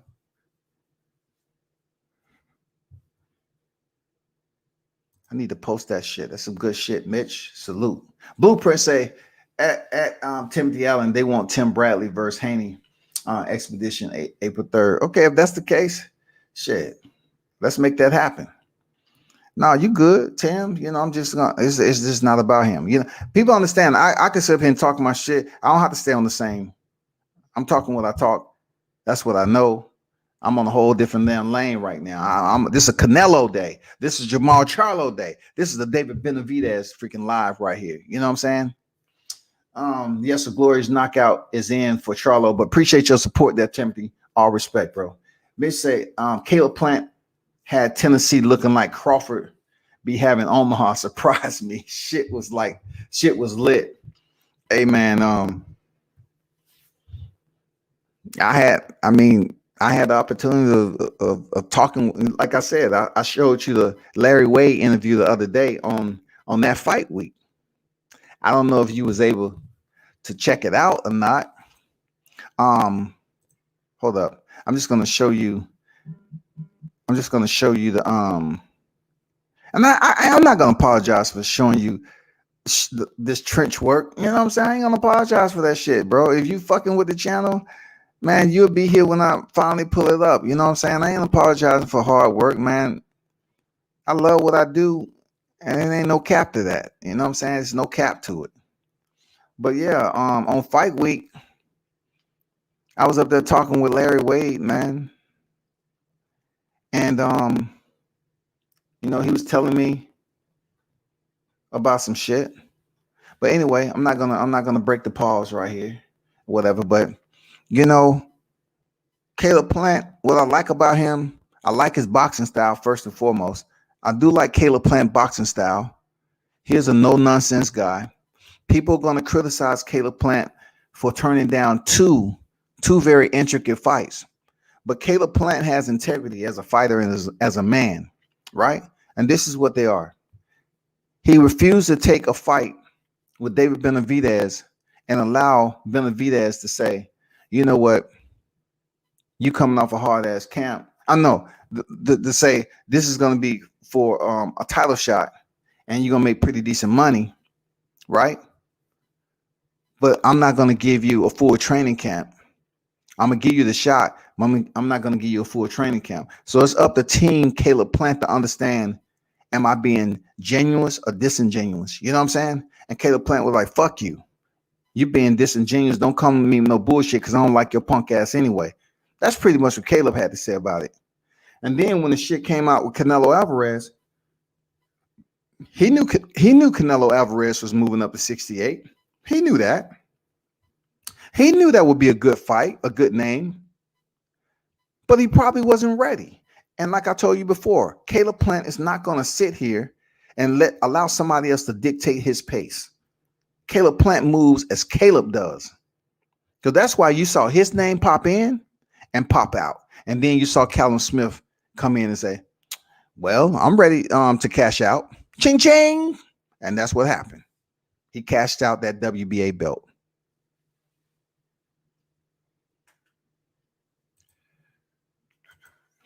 What's going on, Trick? How you feel, bro? Mitch say Tim Bradley been out the game for a while, but that's a very difficult fight. Andrew Charles in the building. What's good? Exhibition fights in general, and I'm gonna tell you, stand by. It's about to be a lot of exhibition bouts in boxing because you have a lot of desperate promoters. Just put it this way. This is why my attitude is going to be the way it is. I know I criticize Ron Lyon Garcia because he has some solid fights in his weight class. But peep this out. This is why I'm not going to be overly critical of the exhibition shit. Is because Look at what the pandemic did to boxing. And look at what the pandemic did to the UFC, MMA. The UFC, in my opinion, that has not been in existence longer than boxing, showed a better understanding of survival. They showed a better freaking network of planning out the process to get themselves back on TV, get their fighters back in the cage to make a paycheck and provide for their families. The UFC, y'all, Dana White. So I'm saying, look at what the pandemic did to boxing, and then take it food for thought as to why boxing is switching up and saying, you know what, if we can get some of these exhibition bouts which it does not jeopardize the credentials of our fighter, and we can get paid just as if it was a sanctioning bout and it was for a title or a placement in the sanctioning rankings. Let's do it. Why not? If you can put two names together and the paycheck is right, let's do it. Because just think about boxing and how it struggled to get up out of the pandemic. It's still struggling. As long as boxing been around, why wasn't there any type of other collective strategies for a backup plan for something like this? You know why it didn't happen? Because boxing has no structure. It's everywhere. It all depends on who's out here shaking and moving. And once the pandemic hit, those individuals that were shaking and moving with a live gait was choked. They had entire process where their breathing was obstructed. They had chronic pulmonary motherfucking heart disease. Them motherfuckers was in the ER because they was used to just operating off the situation. They didn't have no backup plan, no emergency action plan, none of that shit. We call that an EAP, emergency action plan. Boxing as a whole had no EAP for this damn pandemic. That's why you're going to see exhibition bouts, because they're trying anything and everything to bring on something new. That's why I say keep your eyes peeled for Triller. Keep your eyes peeled for Triller. They're up here saying Jake Paul is changing boxing, y'all. So don't get mad at the exhibition. So if this is true that Timothy Bradley might be facing Haney, I'm not getting mad at shit. I'm not getting mad at nothing. I may talk a little shit about Ryan Garcia because he has fights there and he is the mandatory, but I ain't talking shit about no motherfucking exhibition bout. If people in boxing is allowing these individuals to get away with it, you think I'm gonna be mad if somebody else do it? I'm not. Fuck it. Look, if you don't care about the motherfucking career, and you don't care about them becoming about legacy, and you just want to go about your life and make your money, do it. Because who am I to be hypocritical? I cannot be hypocritical of something I said.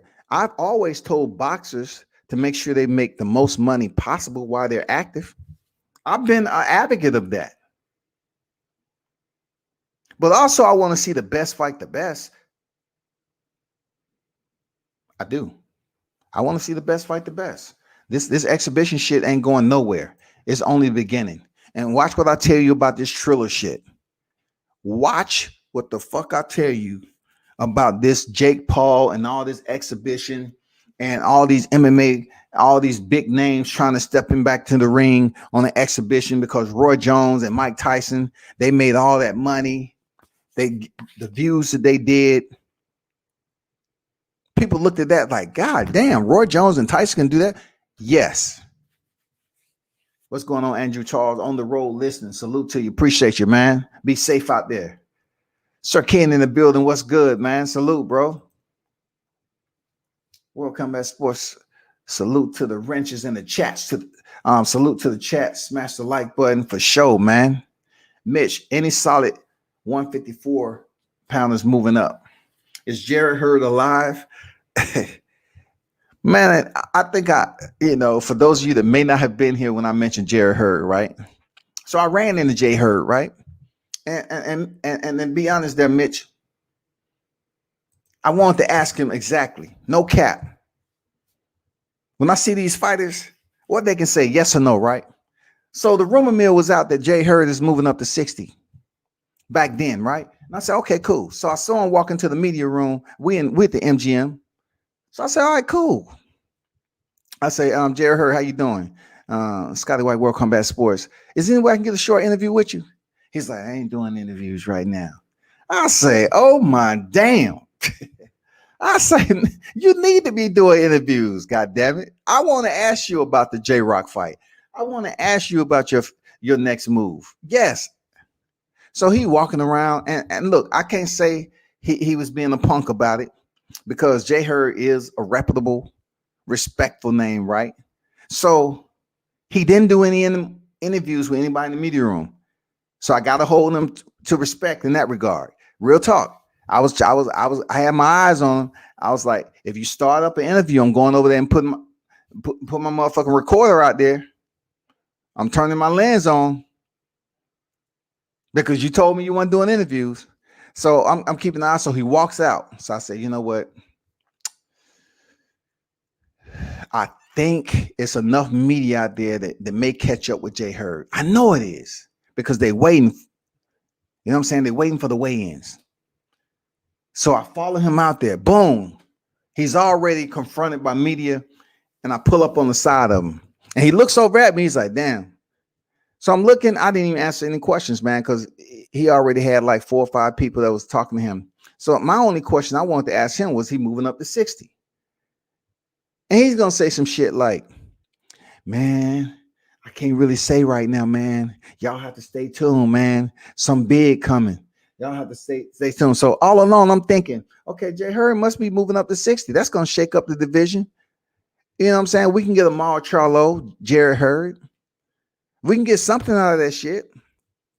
And then he comes out and his next fight is at 54. I was like, dude, man, some of you dudes be capping like a motherfucker, man. Y'all be having us on a string. Y'all be having us on the motherfucking string, dog. I hope PBC don't marinate Benavidez versus Plant.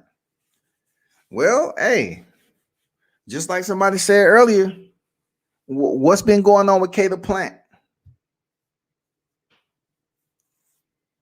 You know what I'm saying? Why that fight haven't been made yet?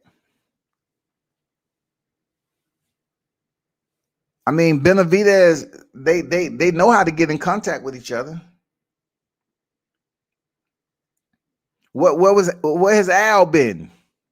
Where's Leonard been, man? I mean, why we haven't seen this fight coming close? He sent the contract after his fight with Vincent Feigenboots. That didn't happen because it was short notice. What next? Blueprint say Triller is great investment. The whole setup and music performance was solid.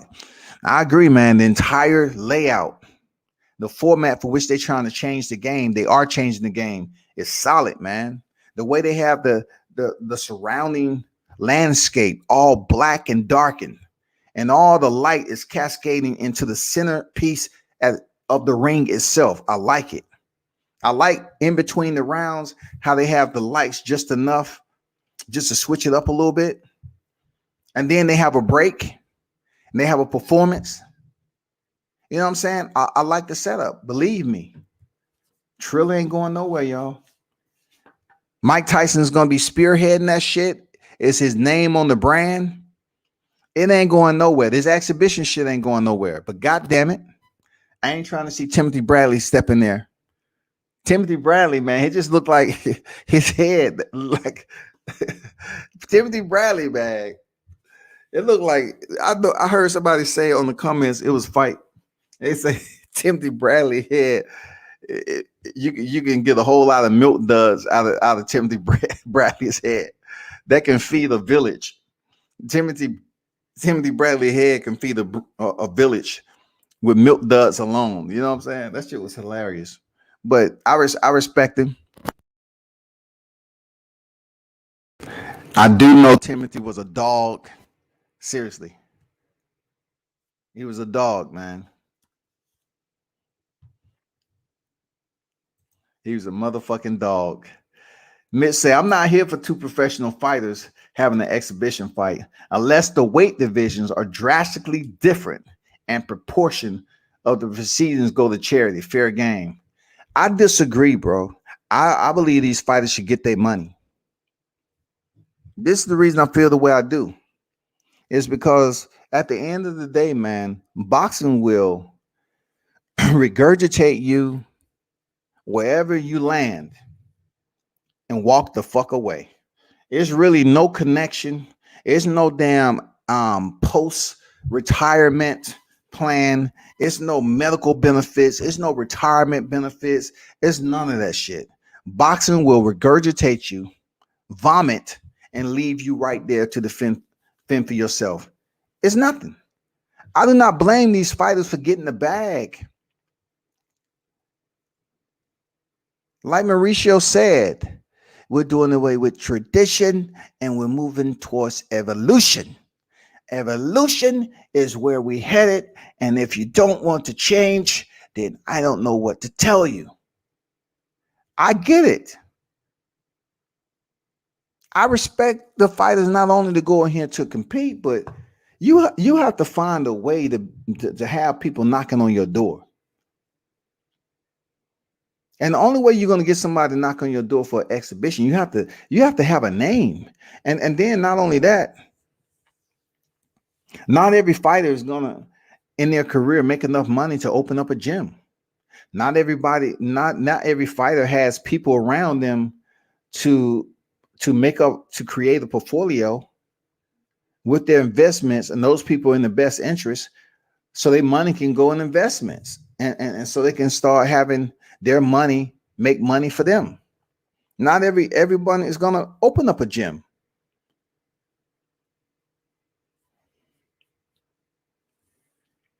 Not every fighter is going to have someone that's in their best interest to say, you know what, why don't you put your money over here, open this gym up right here in this area. It's really going to thrive. Believe that. It's going to bring you this percentage of margin of income right here, residually. And as it grows, you can increase the monthly, how you put it,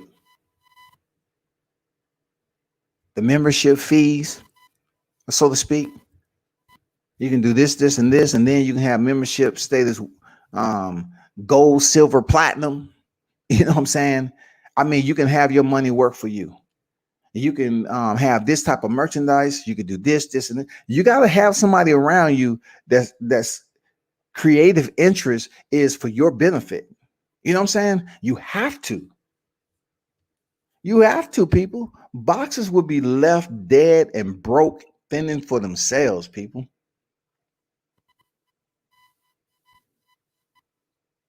For you to take up the sport of boxing and want to go out here and be great, you know what I'm saying? To be great, to have your name above all else, you have to take some risks. And what that risk is going to do for you, there, boxers, is going to allow you to put yourself in position to be branded. You want your brand to extend outside the ring. You want sponsors to come up to you and say, do you mind sitting down with us so we can talk to you about investing in this right here? That's also going to provide you residual income once you are no longer lacing up the gloves. That's what we want. You want to be asleep and making money once your gloves are knotted up and retired. You don't want to be the fighters that you see coming back to the sport that's over the hill.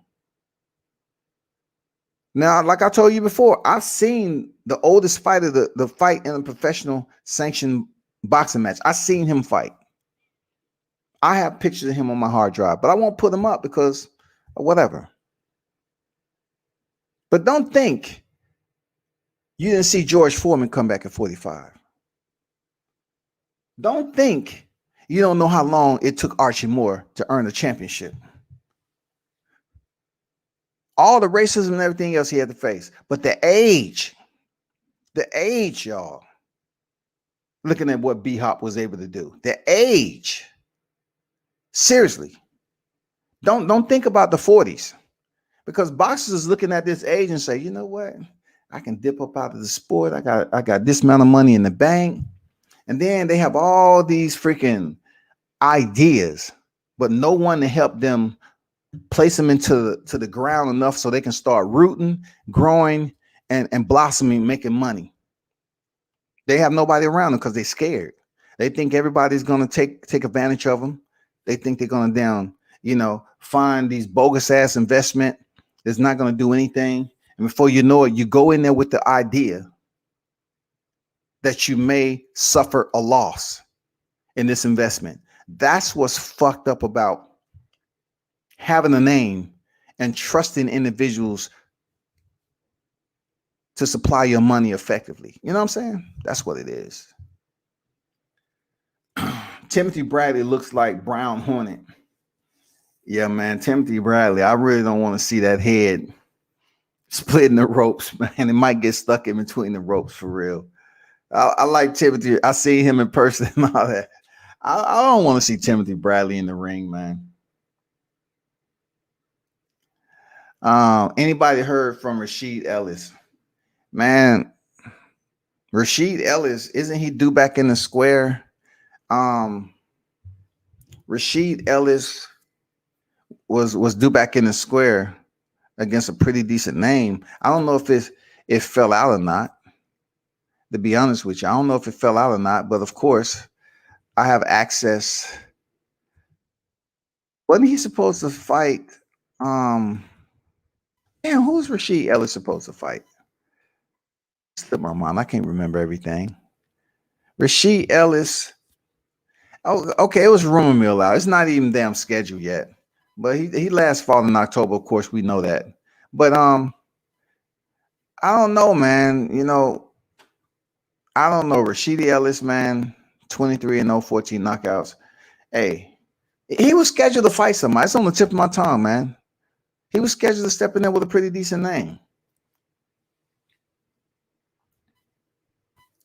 Triller definitely had the best produced show of the year. However, it may be more difficult to do with the live audience. Man, do you know how many people that was in? Look, Mitch, do you know how many people was on deck? It was people on deck for that Roy Jones, Mike Tyson. Believe me. They was up here talking all this. We have strict regulations and COVID testing. Bro, it was a lot of people in that blackness around the ring. You couldn't see shit, but believe me, I spoke to some people. It was a good amount of people at that fight. This was like a special invitation type shit. Yes, for real.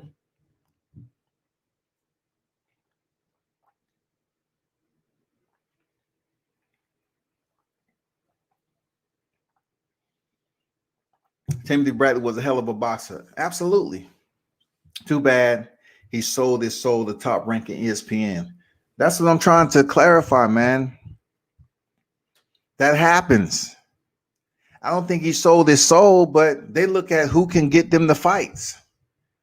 We talk about the Team Williams. They're independent. They refuse to sign and get locked in with people. You know what I'm saying? Because they're trying to do it in a way that, they're not really answering to a certain promotion. It's hard to be independent. And sometimes not being independent, you will get the bigger fights. But you have to be willing to step in there and take that punishment. You have to be willing to put it all on the line for the amount of money you're getting. You don't want to be locked into a contract and they say, well, we putting you in here with this fighter. And you're like, I ain't trying to fight that person right now. Hey, that's who you fight next. I'm telling you, man, that shit ain't easy. Just bullying, just bull jobbing. But Bradley be on TV front though. Look, everybody's gonna have something to say about people who have a opinion or perspective, especially when you're in front of the lens on TV. Come on now, look at Stephen A. Look how big he is now. But look how many people, have disdain for him, from what he said. You can't always make everybody happy. And if you're in here just to say what everybody want to hear, you're not going to have a job long. You're not going to have a job. Before I was even going on this live shit, I received some calls to do the try to work myself into a position to talk about boxing and MMA. Real talk. Due to the schedule I would have to put in, I didn't want to do it. I like being able to move freely on my own. Seriously, I want to move freely on my own. And it was good money involved. But then I would have a schedule. I would be on the plane. I would be doing all of that. And that was all from doing interviews and shit. Because my interviews are different.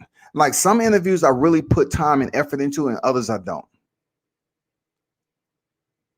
Because I was moving around, I'm being attentive to certain things. But when Timothy Bradley says what he says on TV, he cannot be right. He may like a certain fighter, but he can't just sit up here and just coddle that individual, be extra nice and all this shit. Like sometimes you gotta have the controversy so people can tune in and talk about what Timothy Bradley said. Just like Andre Ward's scorecard. People said something about Andre Ward's scorecard. They ran with when Andre Ward, what he said about Deontay Wilder following Tyson Fury's, their first fight. You know what I'm talking about? They ran with it. Andre Ward a sellout. He a house nigga. He a coon. He this, that, and the other. People was just dogging the shit out of the good guy, Andre. You know what I'm saying? All because he said what he said, that he didn't think Deontay Wilder would want to come back against Tyson Fury. And I thought that shit was fucked up. How are you going to sit up here and be in tough fights yourself and then tell people you have to never quit?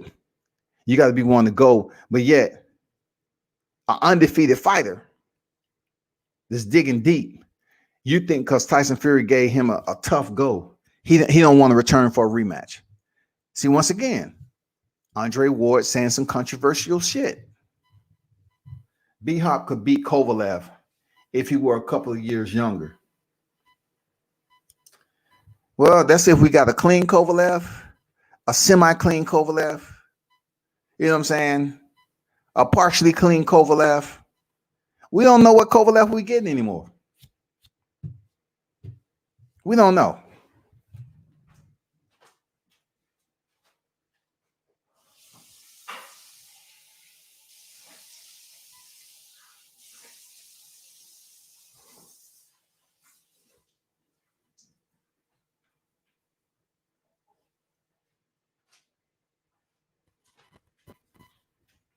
We don't know what he getting. I'm sure Timothy Bradley was proud. Let me see. Haney is not ready for Timothy Bradley headbutts. Timothy Bradley know how to fight dirty now. Look, what I have to respect about Timothy Bradley is that he was willing to put himself in combat with Provodnikov, right? That shit right there was a motherfucking war. That shit had Timothy Bradley saying that, you know what, 2 weeks after that shit, I still had slurred speech. If you never seen Bradley versus Provodnikov, oh my God, that shit right there was a firefight. That shit right there was hand-to-hand combat.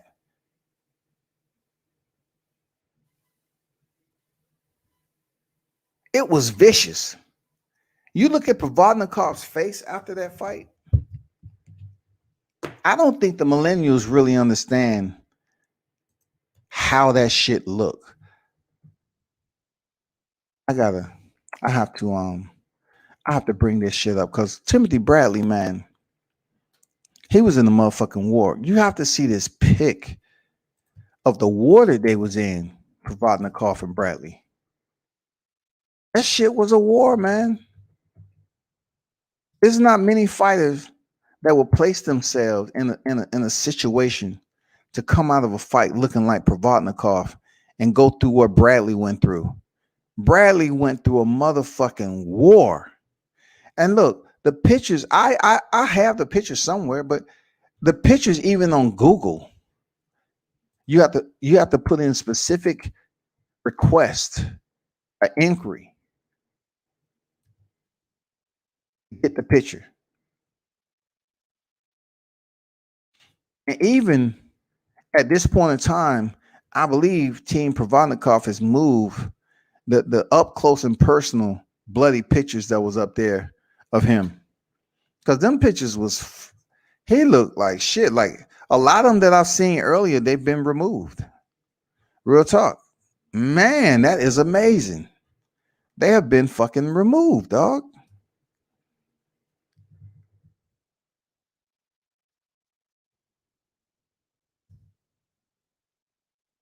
Don't blame him. Don't blame him, man. They have removed a lot of his picks, man. They showed him with that cut. They're somewhere on my hard drive because I kept them. You know what I'm saying? But yeah, they've been removed off Google.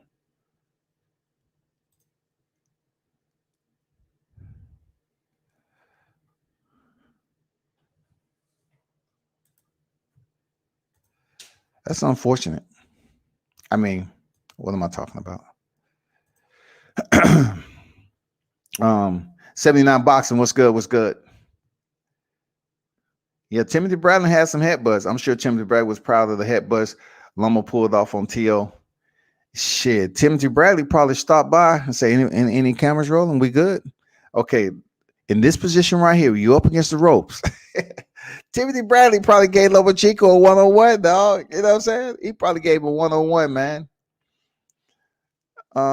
79 Boxer said, salute WCS. Tim had slurred speech and headaches for like a month. Yeah, man. He said he had slurred speech 2 weeks after that, like really bad. And people don't understand what that does, the impact you have on your cranial place. You know what I'm saying? Your cranial cap, your brain, everything, the jolting of the punches. That shit is unfucking believable. What do you think about Martinez's plans? All right, middleweight. Man, he has a plan to do something. I'm curious to know what his plans are at. You know? Let's see what his plans are. Let's see what his plans are at. You know what I'm saying? He's planning to do something. Whether he have success at it, that brings me back to this. These boxers need to make sure they make the most money and make their money make money. You know what I'm saying? Make your money make money. This is why I'm not frowning upon the exhibitions right now. Why? Because I was able to say, am I thinking too much into it? Let me speak with some of the fighters. And when the fighters was telling me, man, get the money, I'm saying to myself, okay, this is not 3, 4, 5. This is several boxers saying the same thing. Like, I ain't mad at them. Get the money. I said, okay. I'm not gonna sit up here and go on a tirade to speak against it, because the boxers who are competing in the sport don't care too much of it. They don't care. They're not going against it. They're not saying, no, it's a travesty. This should never happen. It's going to be a debacle. No. So I'm done. I'm supported. Get your money. Bradley said he had a stutter for 6 months after that fight. It was an incredible war. Wow, man. That's wow. That's absolutely wow, man. Here go. It's not even the best one that I can even think about. I mean, that I can think about what I have. I have that Provodnikov picture, but there's no way that I can find it right now. Hold on for a second. I'll be right back.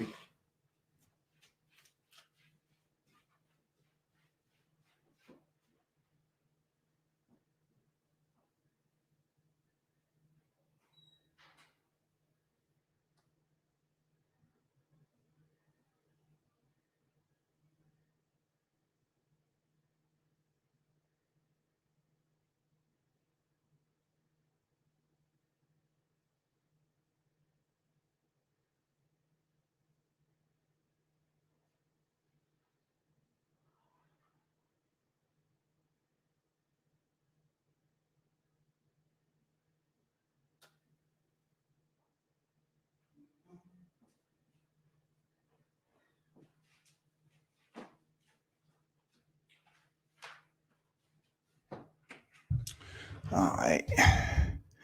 I'm trying to locate the only picture that, man, it's amazing. It's amazing he had this shit removed. This is pretty cool. But here go one of the pictures I found that's out there of Provodnikov. That's not even like one of the good up close and personal pictures. But you see that cut over his left eye? I'm the only, it's boxers who fought with the cut like that all the way through. That's why I say it's all up to whoever's the doctor, the promotion that want to stop the fight for no reason to have them keep on fighting, because that can change your life. That can change your shit, your freaking facial, your facial makeup, your appearance. I seen Jojo Diaz with a cut like that when he was in there with Tevin Farmer. He had a cut over his eye like that. That cut right there is incredible. I've seen cuts like that in mixed martial arts. And that is the most fucked up place you can have a cut. But imagine taking punishment with a cut like that. Damn. Tough, man. That's a tough dude right there, man. That's a tough dude. I ain't gonna lie. That was a tough dude, man.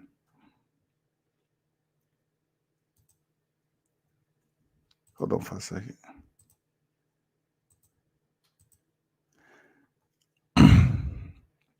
They went in it like Gotti Ward. Man, Gotti Ward, man. Damn. That was a classic. Woo. How many times Ward was hurt? I mean, Gotti was hurt. Ward was hurt. Gotti was hurt. And then I look at like this is the incredible aspect about the physiological makeup of everybody. All right, dealing with their neurological system and everything, because you all have to understand what this pugilistic stuff, the banter that you hear about pugilistic and dementia and everything that's going on. It has everything to do with the neurological system, the firing, the synapses, and everything else, right? Fighters' general makeup, when it comes down to it, is different. You find some fighters that took punishment,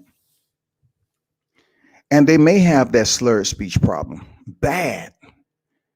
It's because their neurological system, in a sense, everybody's shit fires different. You know what I'm saying? I'm not going to go into the fine details of what I mean. I'm not a neurosurgeon or anything like that, but reading and trying to understand why some fighters take a certain amount of punishment and they speech is slurred, they have short-term memory loss, and they just all bad. You know what I'm saying? They all bad. And then you have some fighters who took punishment in their career, and these cats be talking fine, like Mickey Ward. You talk to Mickey Ward, all the punishment and wars he was on, he talks pretty damn good. But then you hear Emmanuel Augusta talk, and dude, like, no. I know some cats that got out the sport who didn't even have long careers, and you can barely piece together what they're talking about. That has the same thing to do with anything in boxing when it comes to the brain taking punishment. People say the chin, but it truly is not the chin. It's their neurological makeup. That's what it is. Some people are born with it, some are not. Now, you can improve it by coming up with a different strategy. And also, they say building up the neck of your strength. The neck of your strength, the strength of your neck, and all these other little areas that you can build up, having a stronger neck to prevent your, when you get hit by a punch, from it jolting you like that, right? But when it comes down to what Timothy Bradley, Miguel Cotto, some of these memorable fights that we know Gotti is passed already, but the Mickey Wards, Israel Vasquez, who lost his eye, from being in all those wars and coming back too early to fight. not being 100% medically cleared, but had to make a paycheck. Brandon Rios. You can hear him in his slurred speech a bit. I'm not going to put all the fighters out there, but I'm just saying, like, some fighters don't fight that long and they suffer that. Some fighters can fight for 20 years, go through some wars, and they get out and they talk just fine. You're like, God damn. All right. You don't hear no slurring. Provodnikov was pissing black tar after that fight. Was crazy. It was, man. And look, we all look at the fight with Miguel Cotto, Provodnikov, and we all know freaking Antonio Margarita had those loaded gloves, potentially probably 2 to 3 fights, probably before he even, who knows when he started loading his gloves? Who knows? But I feel for Miguel Cotto and the Timothy Bradleys and Provodnikovs and all these people that feel they need to go through wars every time they step in the square to prove a point. Because when their bodies start to settle down, their brain is going to be on a whole nother wave. The brain, a lot of things happen when your brain starts to have a circadian rhythm, right? And just say it's time for you to sleep. But then your brain may have start to have these abnormalities, right? When it may be time for you to sleep, but you can't sleep because you're having flashbacks of this time and that time from the damage that you receive. So it's hard for you to sleep. And then if you do nod off, your brain reminds you of how important of an organ that it is. So you have those nightmares. And then when you are awake and you get into a situation where you find yourself zoning out, the brain is an incredible organ. So just take the brain as a whole and what your capabilities are for learning, and then you add punishment to it, you disrupt it, you abuse it, you go through years and years of doing this shit and sparring with headgear and in the ring.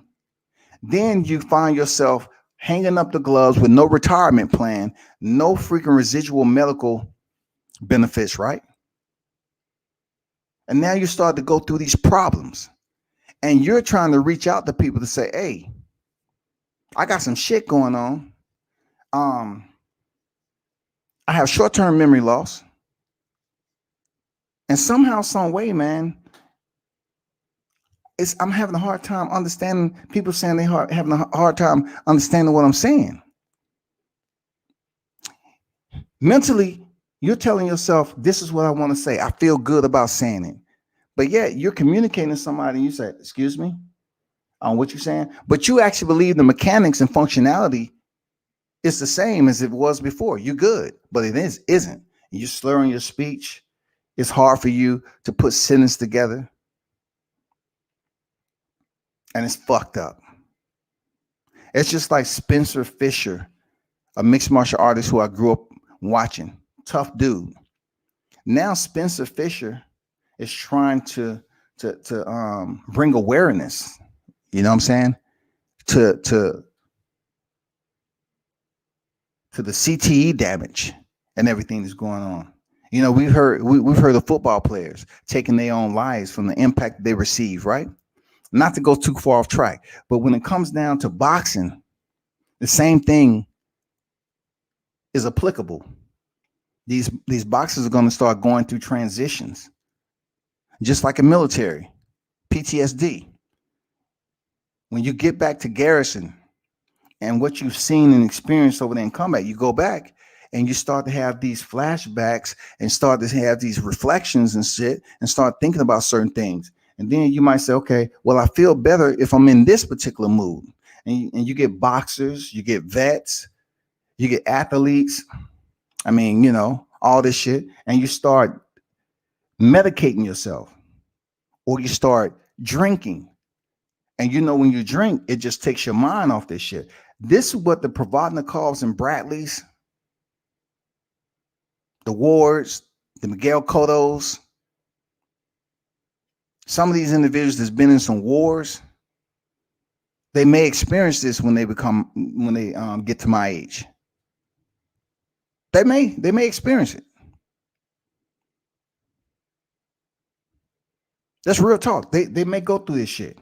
It was fun for the fans, but once it's time for you to go up here and start settling down, and your body start to change over, and you start having these damn situations where we're not even getting into domestic violence. We're not even getting to the points where you just lose your mind and start letting go on your girl or your friends. I mean, it's fucked up. Boxing is a crazy sport, but sometimes people want to see and brag about the Baranchiks and Cepedas. They want to see people getting knocked out and knocked down to the canvas and getting up and continue to get knocked down again and getting up. So remember that shit, man. Andre Ward versus B Hop. Are you talking about what exactly?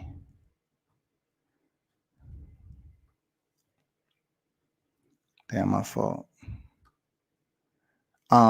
Prime B Hop versus Prime Ward. That's a close one. I'll lean towards B Hop. B Hop is a very educated pugilist. You know, him serving time or whatever, but as a man, as a human being, he's very, very intelligent with his ring IQ. B Hop is what you call a predator for sure. You know what I'm saying? The way B Hop goes in there in the ring, his adjustments have already been made. He has ABC. He is so thorough with his damn adjustments in the ring. It's methodical and it's to maximize his benefit all the way out. That's Bernard Hopkins, man. You have to praise him for how smart he is as an individual. You know, I talked to his sparring partner in the scene. The shit he be telling me about boxing, he even showed me some of the tricks Bernard does. And I was like, wow, that's just amazing, man. For B Hop to think the way he does, and it's effective.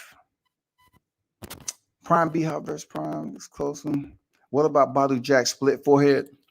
See, Badu Jack's split forehead was in a position where it was a 12-6 cut, right? And the blood was streaming down in between his eyes and on his face. Okay, what makes it impaired to his vision moving forward in the fight is the fact that he has an opponent in there that's punching him in the forehead. I was at the fight. Okay, Marcus Brown, you know, he has an opponent that's punching him, and you know what happened? The blood is streaming, and you have a long gash up there, an incision, so to speak. It's going to splash blood everywhere. So we've seen the aftermath of Tony Weeks. That was not a cut over the eye like Provodnikov or a Jojo Diaz. That was just like a cut on the forehead where the forehead is there to take a lot of fucking damage.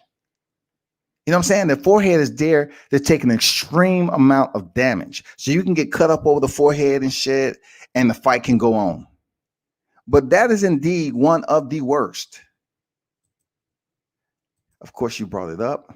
And I have that on my hard drive. I can't find, there's no way that I'd be able to find that shit. But I'm gonna try to pull it up right here. That shit was one of the craziest cuts that you would ever see in boxing, y'all. Badu Jack is a motherfucking warrior. All praise to Badu Jack, man, and see him in person. I got mad respect for Badu Jack to fight the way he did. And let me bring this picture up right quick since someone brought it up. Badu Jack, man, the fight on the way he did, it's just unfucking believable. I'm not gonna lie to you. It was unbelievable, man. Let me bring this pic up right quick.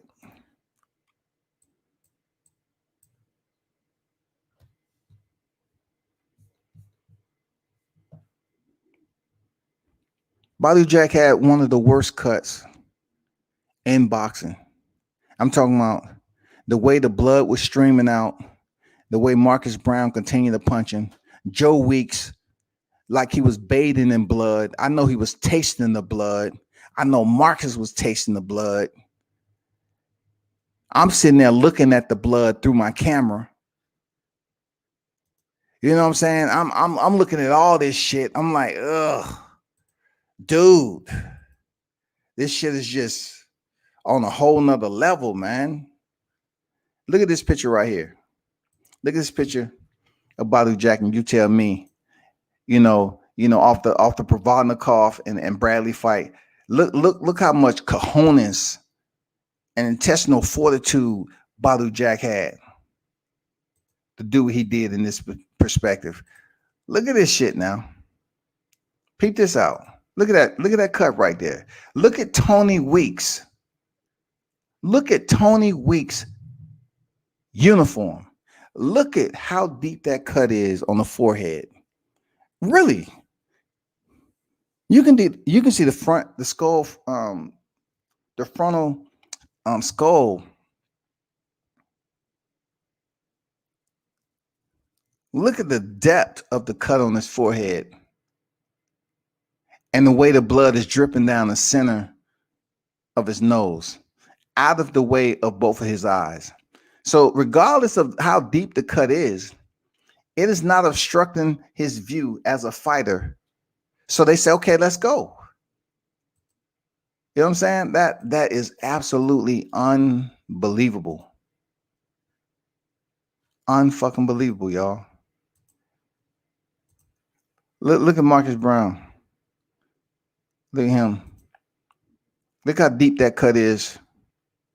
He's telling Badu Jack right here, man, you're a dog, man. You're a warrior.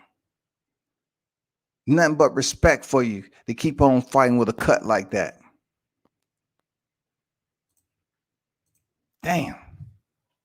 Bo Spinks Holyfield. Bo Spinks Holyfield was wars, right?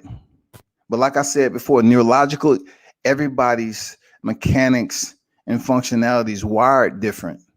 That's why you have, look, check this out. That's why you have individuals who are born somewhat, they would say, special needs or of retardation or whatever. But you have savants who are born and they're basically unbelievably smart in a certain area.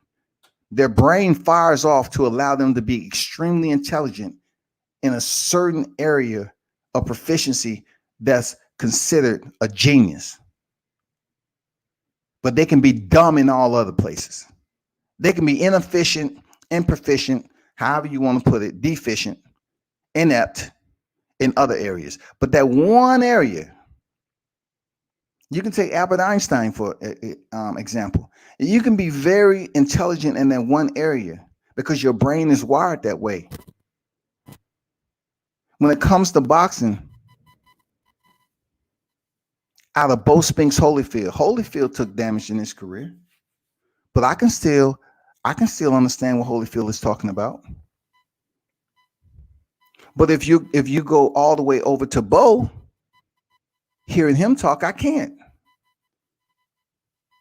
How many losses do Bo have on this record? How many losses do Holyfield? How many wins do Holyfield have? Vice, how many wins Bo have? So you look at how long they was in the sport of boxing, and you ask yourself, why is Bo speech the way it is than Holyfield? Because Holyfield, we all know he took punches off the head. He took his share of punishment, but you still can understand him speak. Larry Holmes versus Tex Card was nasty. Absolutely, man. I mean, you know what? It's so many fights. We can go back to Rocky Marciano. Rocky Marciano used to go through motherfucking wars and shit and take 3 punches to give his one. It's plenty of fights we can go through. I mean, extensive amount of punishment. That's why Floyd Mayweather says hit or not get hit. But it's not you going in the ring being bored as fuck. So you still got to put on performance, but it is at the end of the day, you want to take as least punishment as possible. You want to be able to go in there close quarters and do what Cool Boy Steph was with Angelo Leo. Real talk. Same with the Ernie Shavers and Foreman. They're in their 70s and they talk fine. Yes, Ernie Shavers was considered, by some to be one of the hardest hitters in the game. But also with power doesn't mean your chin equal up to that, right? So just say you have this extensive amount and depth of power as a physical specimen in life, but yet you're taking punishment to get in close to land that power. What's going to be more affected, your fist or your brain, your head, your chin? You do the math. The bone structure of your hand or your head, which one is going to take the most punishment?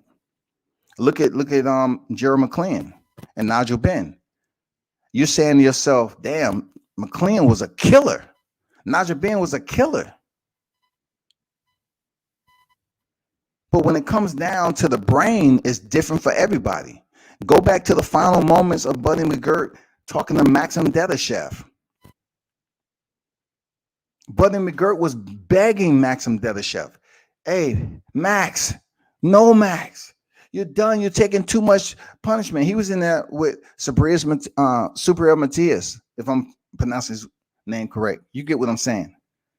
And and Buddy McGirt was pleading with Dedashev. And Dedashev was like, I'm good. No, Max, I'm stopping the fight, Max. I'm stopping the fight. And when Maxim Dedashev left the ring, he fell out. He lost consciousness. And then ended up going to the hospital. He never recovered and stuff like that. He ended up passing away, man. He made a sacrifice, man, in the sport he loved. Patrick Day. Charles Conwell knocked out Patrick Day. He couldn't recover. But prior to that, Patrick Day was coming off a hard fight.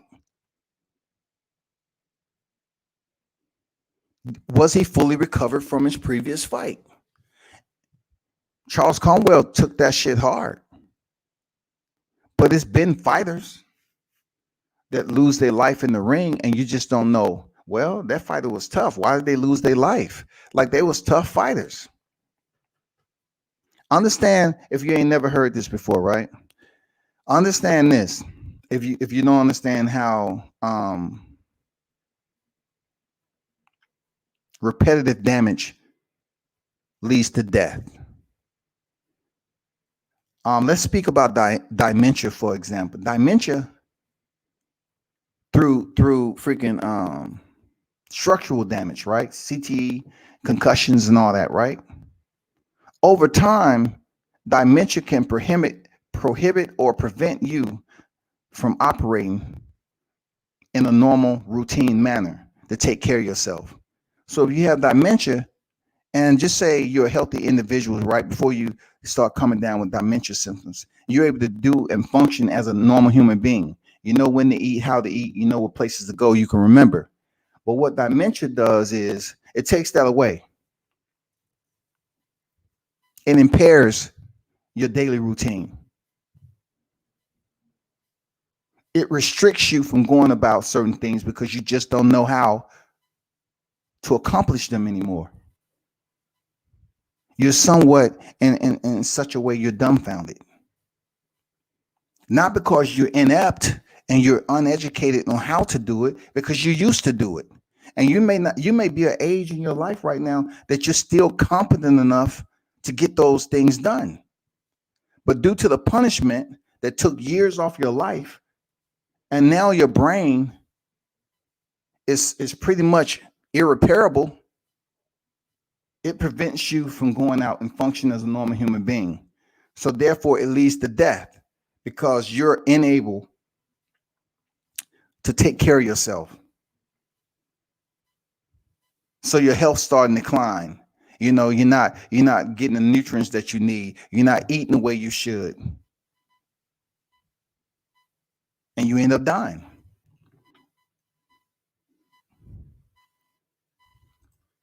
I think fighters like Arthur Spilka, Lucas Brown, is going to have it rough out the box, and the way they get KO'd is good at all. And I totally agree with you on their 79 boxing. Like I said before, every boxer is different. Every fighter is different. You take some of these boxers, right, who've taken punishment. Like, just say, for instance, when I seen Kevin Kelly. Kevin Kelly was in his share of intensive boxing matches, but yet when I talked to him, he was concise, he was quick, astute, attentive. I was like, okay, cool.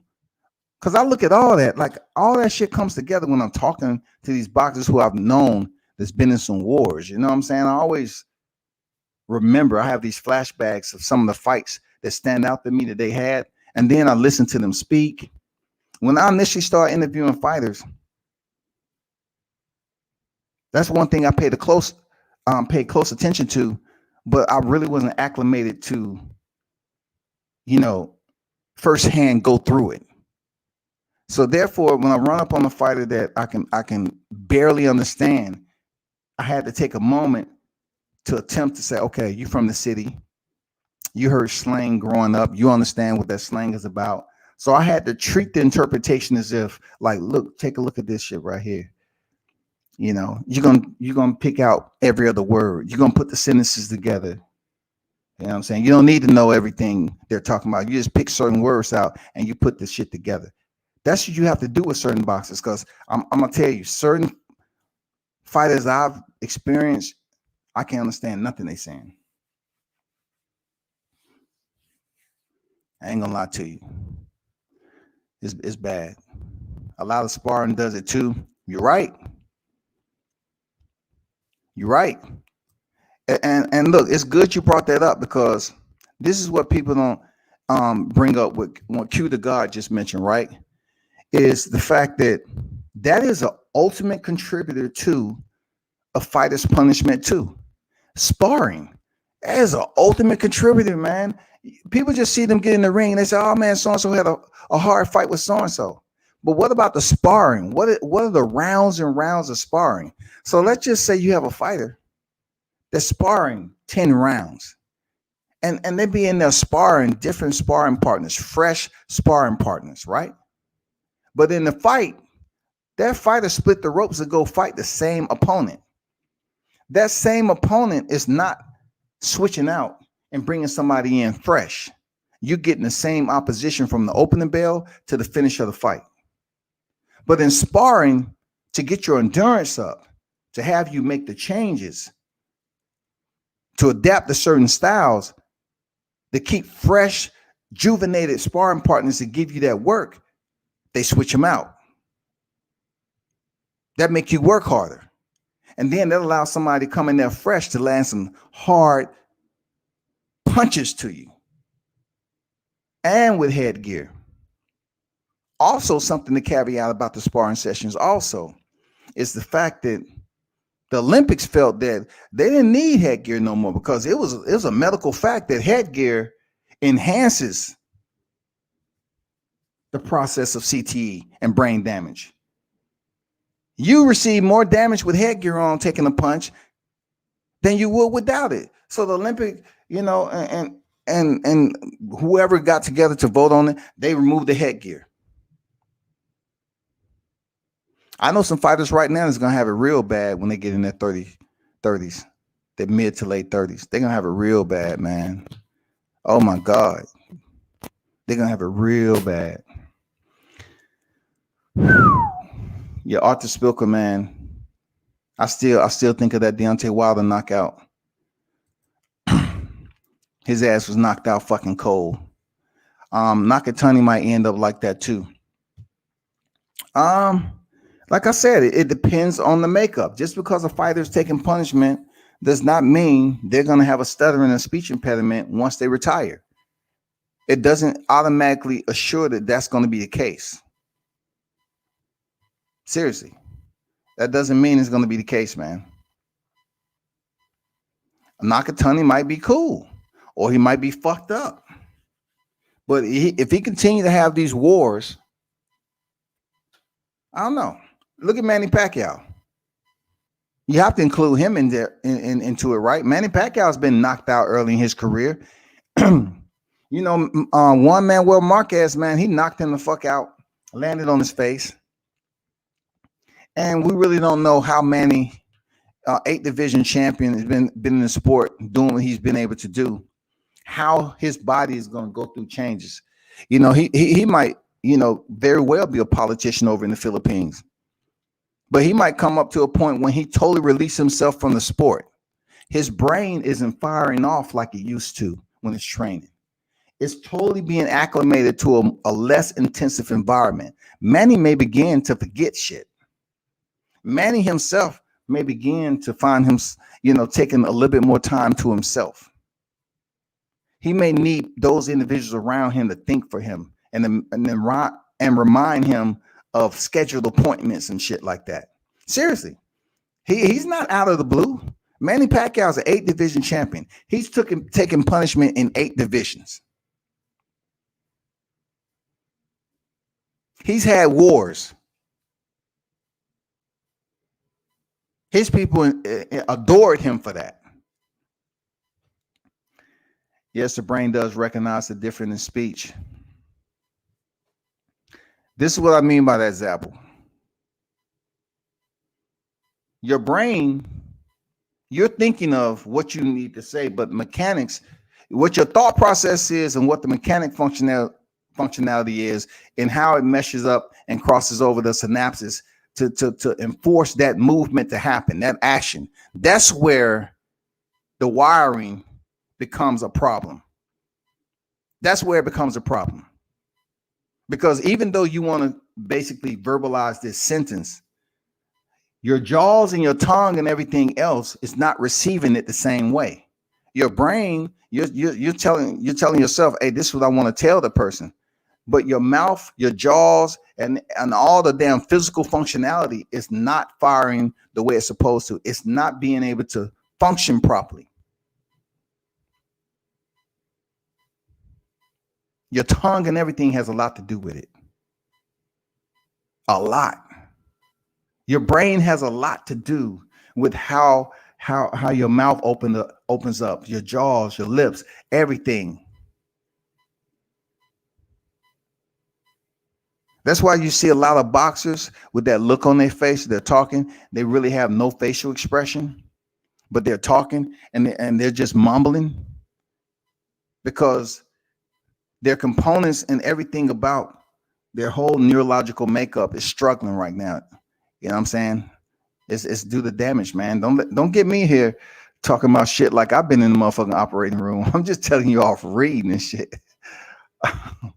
Last fight I was in, I got hurt twice, and I had a major concussion for months after. If I stood up too fast or shook my head too quick, it felt like I'd been punched in the head all over again. God damn. I totally believe it, man. I can't say I ain't been there because some of the shit that happens in the military when we was freaking having some of these contests on bare ground, no gloves, slap boxing, grappling, Valetudo sometime rules where you're able to grapple and land strikes. I mean, that shit can cause severe damage, man. Also having a motorcycle accident, have a helmet on, receiving concussions for collateral sports you take. Combat sports in general, you can take some crazy amount of punishment, man, and it can fuck you up. I love Baranchik and Cepeda, but hope you get well, bro, Andrew, for real. I mean, I don't know if you're still going through that, but the brain is one of those deals where, let's just say, for instance, it's a certain individual, right, that was in combat sports heavy, and he has been in some wars. You have some of these cats that's from the old school pugilism, where let's just say for UFC, they didn't wear gloves, and you was able to kick an opponent in the head in the old K1 rules. You know what I'm saying? You was able to soccer ball kick a person in the head. You can still kick your opponent in the head today, long as they're the soles of their feet are on the ground, and I believe if they consider the ground opponent if they have one hand and both feet on the ground or something. I don't know. They keep changing the rule. It was two hands and now it's one hand. Anyway, back to what I was saying. Back then, you was able to soccer kick an opponent in the head, shin to head, easy. That was the rules. And a lot of them cats from the old school, they really didn't have any medical attention. If what just happened with Andrew Charles and them going through the shit, they was like, well, I'm gonna send you to this physician. If you're unable to fight, you're gonna be out the sport for a while until you're able to get medical. I mean, look, back then, it wasn't even that strict, so to speak. And, you can probably fight when you still fucked up. But yet and still, if you continue to fight while you fucked up, you're gonna get to a point where you're not gonna be able to pass the eye test, and they're gonna keep you out. But they have used you up because you have a name and you may be talented as a fighter, and you fucking yourself up by continuing to try to make a paycheck. But back then, medical wasn't like it was now. The research wasn't on the level it is now, and a lot of fighters was fucked up. The concussions, all that. Look at Junior Seau. Committed suicide from taking all the concussions, man, from what he did in football. Unbelievable, man. I love Baranchik and Cepeda, but I don't want to see another one of those for a while. They took some big damage for as long as they fight lasted. And that was one, Zabba, you make a good point. Like, that was one of the fights that I was saying that people was praising. They was like, oh, man, fight of the year. Baranchik and Cepeda. We never seen anything like it.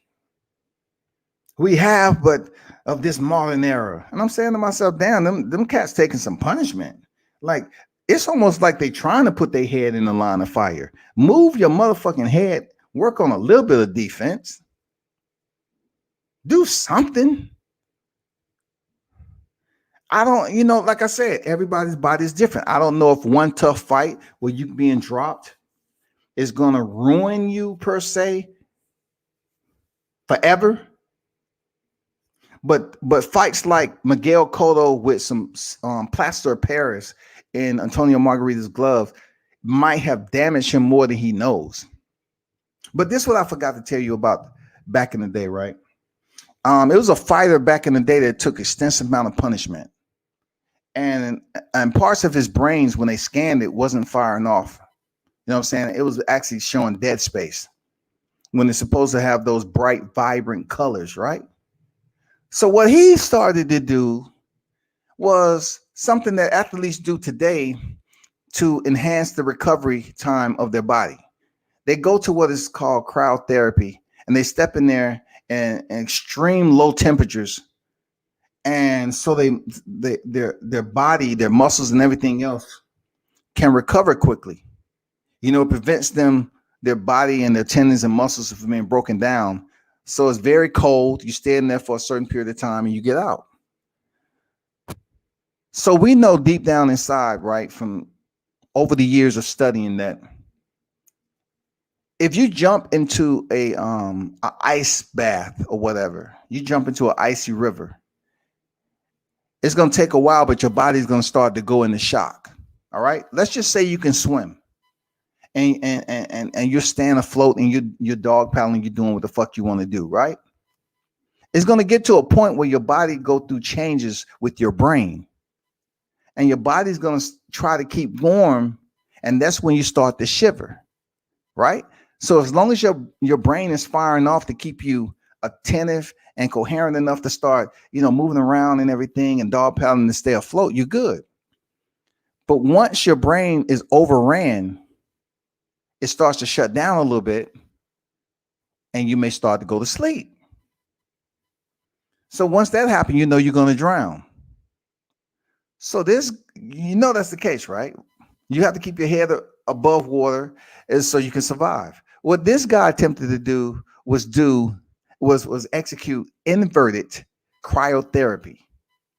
He was actually going headfirst into a cryotherapy machine, and they was adjusting the temperature, though it was still cold. They was adjusting the temperature to see if what he was doing could work on his brain. Since people was going in there and having it done from their shoulders down, he was going in there to say, you know what? All this shit that's going on with my brain is only going to get worse. So let's try something different. So he was doing inverted cryotherapy, and the parts of the brain that was dead space and was dark, it wasn't firing off, start to light up. Look, I can't make this shit up, dog.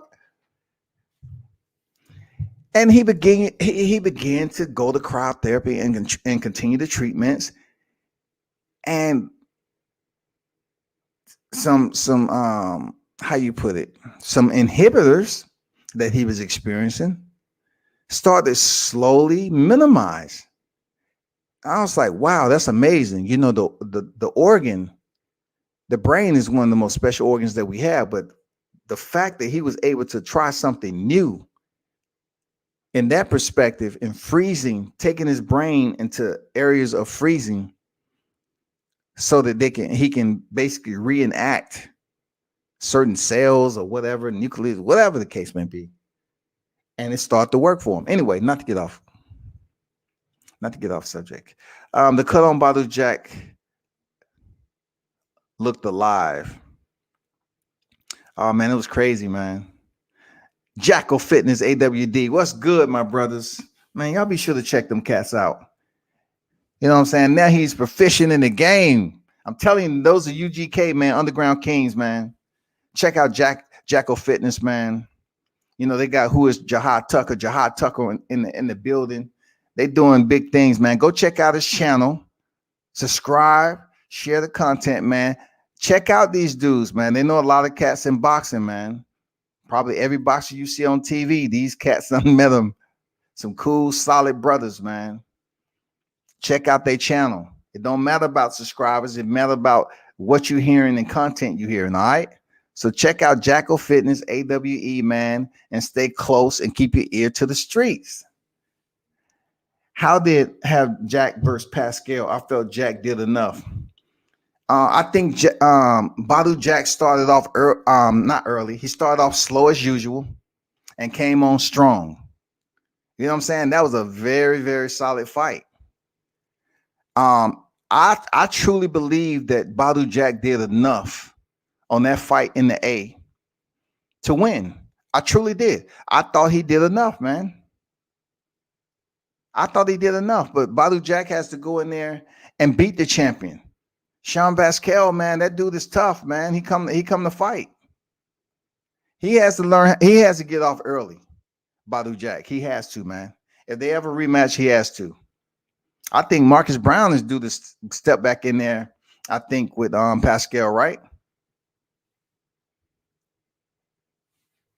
I remember Marcus Brown saying that's what he get. I was like, damn. Hey, you have to understand. At the end of the day, these are fighters, man.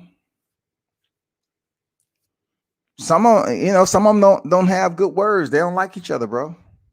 Jack had me weak in the stomach. I threw my damn hot wings in the trash. Shit.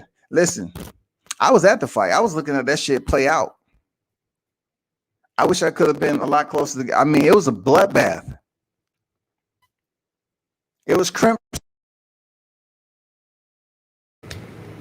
I can imagine what Tony Weeks was tasting in his tongue, being close to that fight. All the blood splatter every time Marcus Brown landed a shot. All the people that was ringside that was splattered with that blood. You know, I say all the time, Badu Jack's DNA would never leave the MGM. Never, dog. Never, ever leave, dog. It's too much of it around. Blood, the solvent blood is one of those liquids, man. It's just so potent. You're talking about a droplet that can dry up and look like it's transparent to the naked eye, but you can use a black light, or you can use other type of solutions to determine if blood actually existed in that spot. and how potent it is, you can find out, yeah, it can come back and it can show you the blood is still there. You can wash that motherfucker away. Blood, that shit will stain like you wouldn't believe. It's incredible. Transcendent Sports, salute to you. What's good, man? Salute World Combat Sports. Salute, my brother. Canelo, top of the food chain. Canelo's the top pound for pound, no doubt about it, man. You know, people try to say otherwise, but it is what it is, man. You have many delusional individuals that would sit up here and be biased at that, but they call themselves boxing fans. Boxing fans need to understand that he is a pound for pound right now.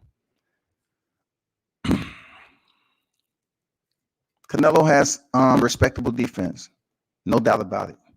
I refuse to watch the Dadashev corner footage.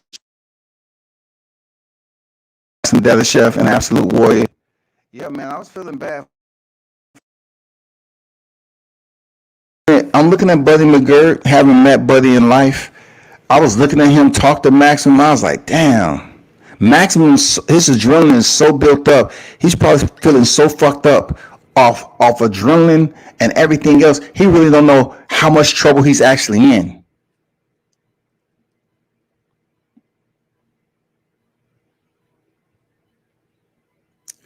In ONE FC, they can still soccer kick. It's crazy. They still in the 90s. That's Japanese, man. That's the Japanese. That's the Japanese way. It depends on what organization you're in, just like Muay Thai. Some Muay Thai you can throw elbow strikes and some you won't. You can't. You know what I'm saying? And that kick to the head, just imagine how alert you have to be once you're stopped. Let's just say you're sparring, you get knocked down. You still have to practice on being alert. Once you are dropped or hurt and you land on your back to put up defense, else you're getting kicked in the head. Now, the one thing you all also have to understand is that once you're knocked to the ground, in mixed martial arts per se, you can be kicked to the body easily. From the shoulders down to your feet, you can be kicked. But just like was mentioned up here, Japanese rules, which K1 back in the day, they don't have no problem with you being kicked in the head. I can't imagine where their fighters are at. Seriously, they might have a damn island out there where you're going for your last ride. Hi, dozo. Oide na. Hi, dozo. They bring their ass, put them on that, ship them out to that island and say, we'll be back. Man, they still soccer kicking over there, man. That shit ain't no joke. It's just got the barber chair for sure. Back in the chat, I've noticed when talking with some fighters, when they are home, some talk with the TV extremely high. John Scully told me that is a side effect from being punchy. Damn. I mean, hey, I'm pretty sure when it comes down to brain damage in general, like I said, you're so used to operating in a manner for which it becomes transparent, right? Because our brain is telling us we're doing the same thing over and over again. This is natural for us. If our nose itch, we scratch it. You know what I'm saying? If we feel like we got to go take a shit, we take a shit. If you get thirsty, you go ahead. But when you become punch drunk, certain things you may feel, you're incapable of doing something about it. So what does that do? That degrades your health. Let's just imagine if you're thirsty, but you don't even want to get up. You can't get up because your mind is just telling you something else, and you're dehydrated, but you need something to drink, and your speech may be slurred. You're incapable of putting the sentence together, and the person that's there caring for you, if you have one, they have to be attentive and sensitive to your needs. What if you in there by yourself? You're dehydrated, you lacking nutrition, you're hungry. Man, the list goes on and on. But good shit, man. Good shit. That's good shit, man. You know what I'm saying? Unfortunately, that's the crazy way it is, man. But yeah. it's been good chopping it up, man. You know, y'all be sure to like, share, and subscribe, man, to the channel. Yeah, I try to, you know, read up on, you know, that particular situation with fighters and the punishment they receive during their active careers. Understanding fully that everybody's physical structure is different. I've talked to fighters who I've known being in some wars, and I can understand them perfectly. And I've spoken to some fighters who have boxed for a certain period of time. I wouldn't say they was in some wars per se, but they was in some battles, right? And it's hard for me to understand what they're saying. It's very, very hard. And you want to be polite, you want to be respectful and stuff like that, but you can't understand what they're saying. You got, excuse me, pardon me, or you try to just put together and assume what they're talking about. Say, yeah, got it. Yeah, you're right. You know what I'm saying? But anyway, man, you know what it is. It's been a pleasure. Y'all hold it down, man. Turn up and tune in to World Combat Sports. And until next time.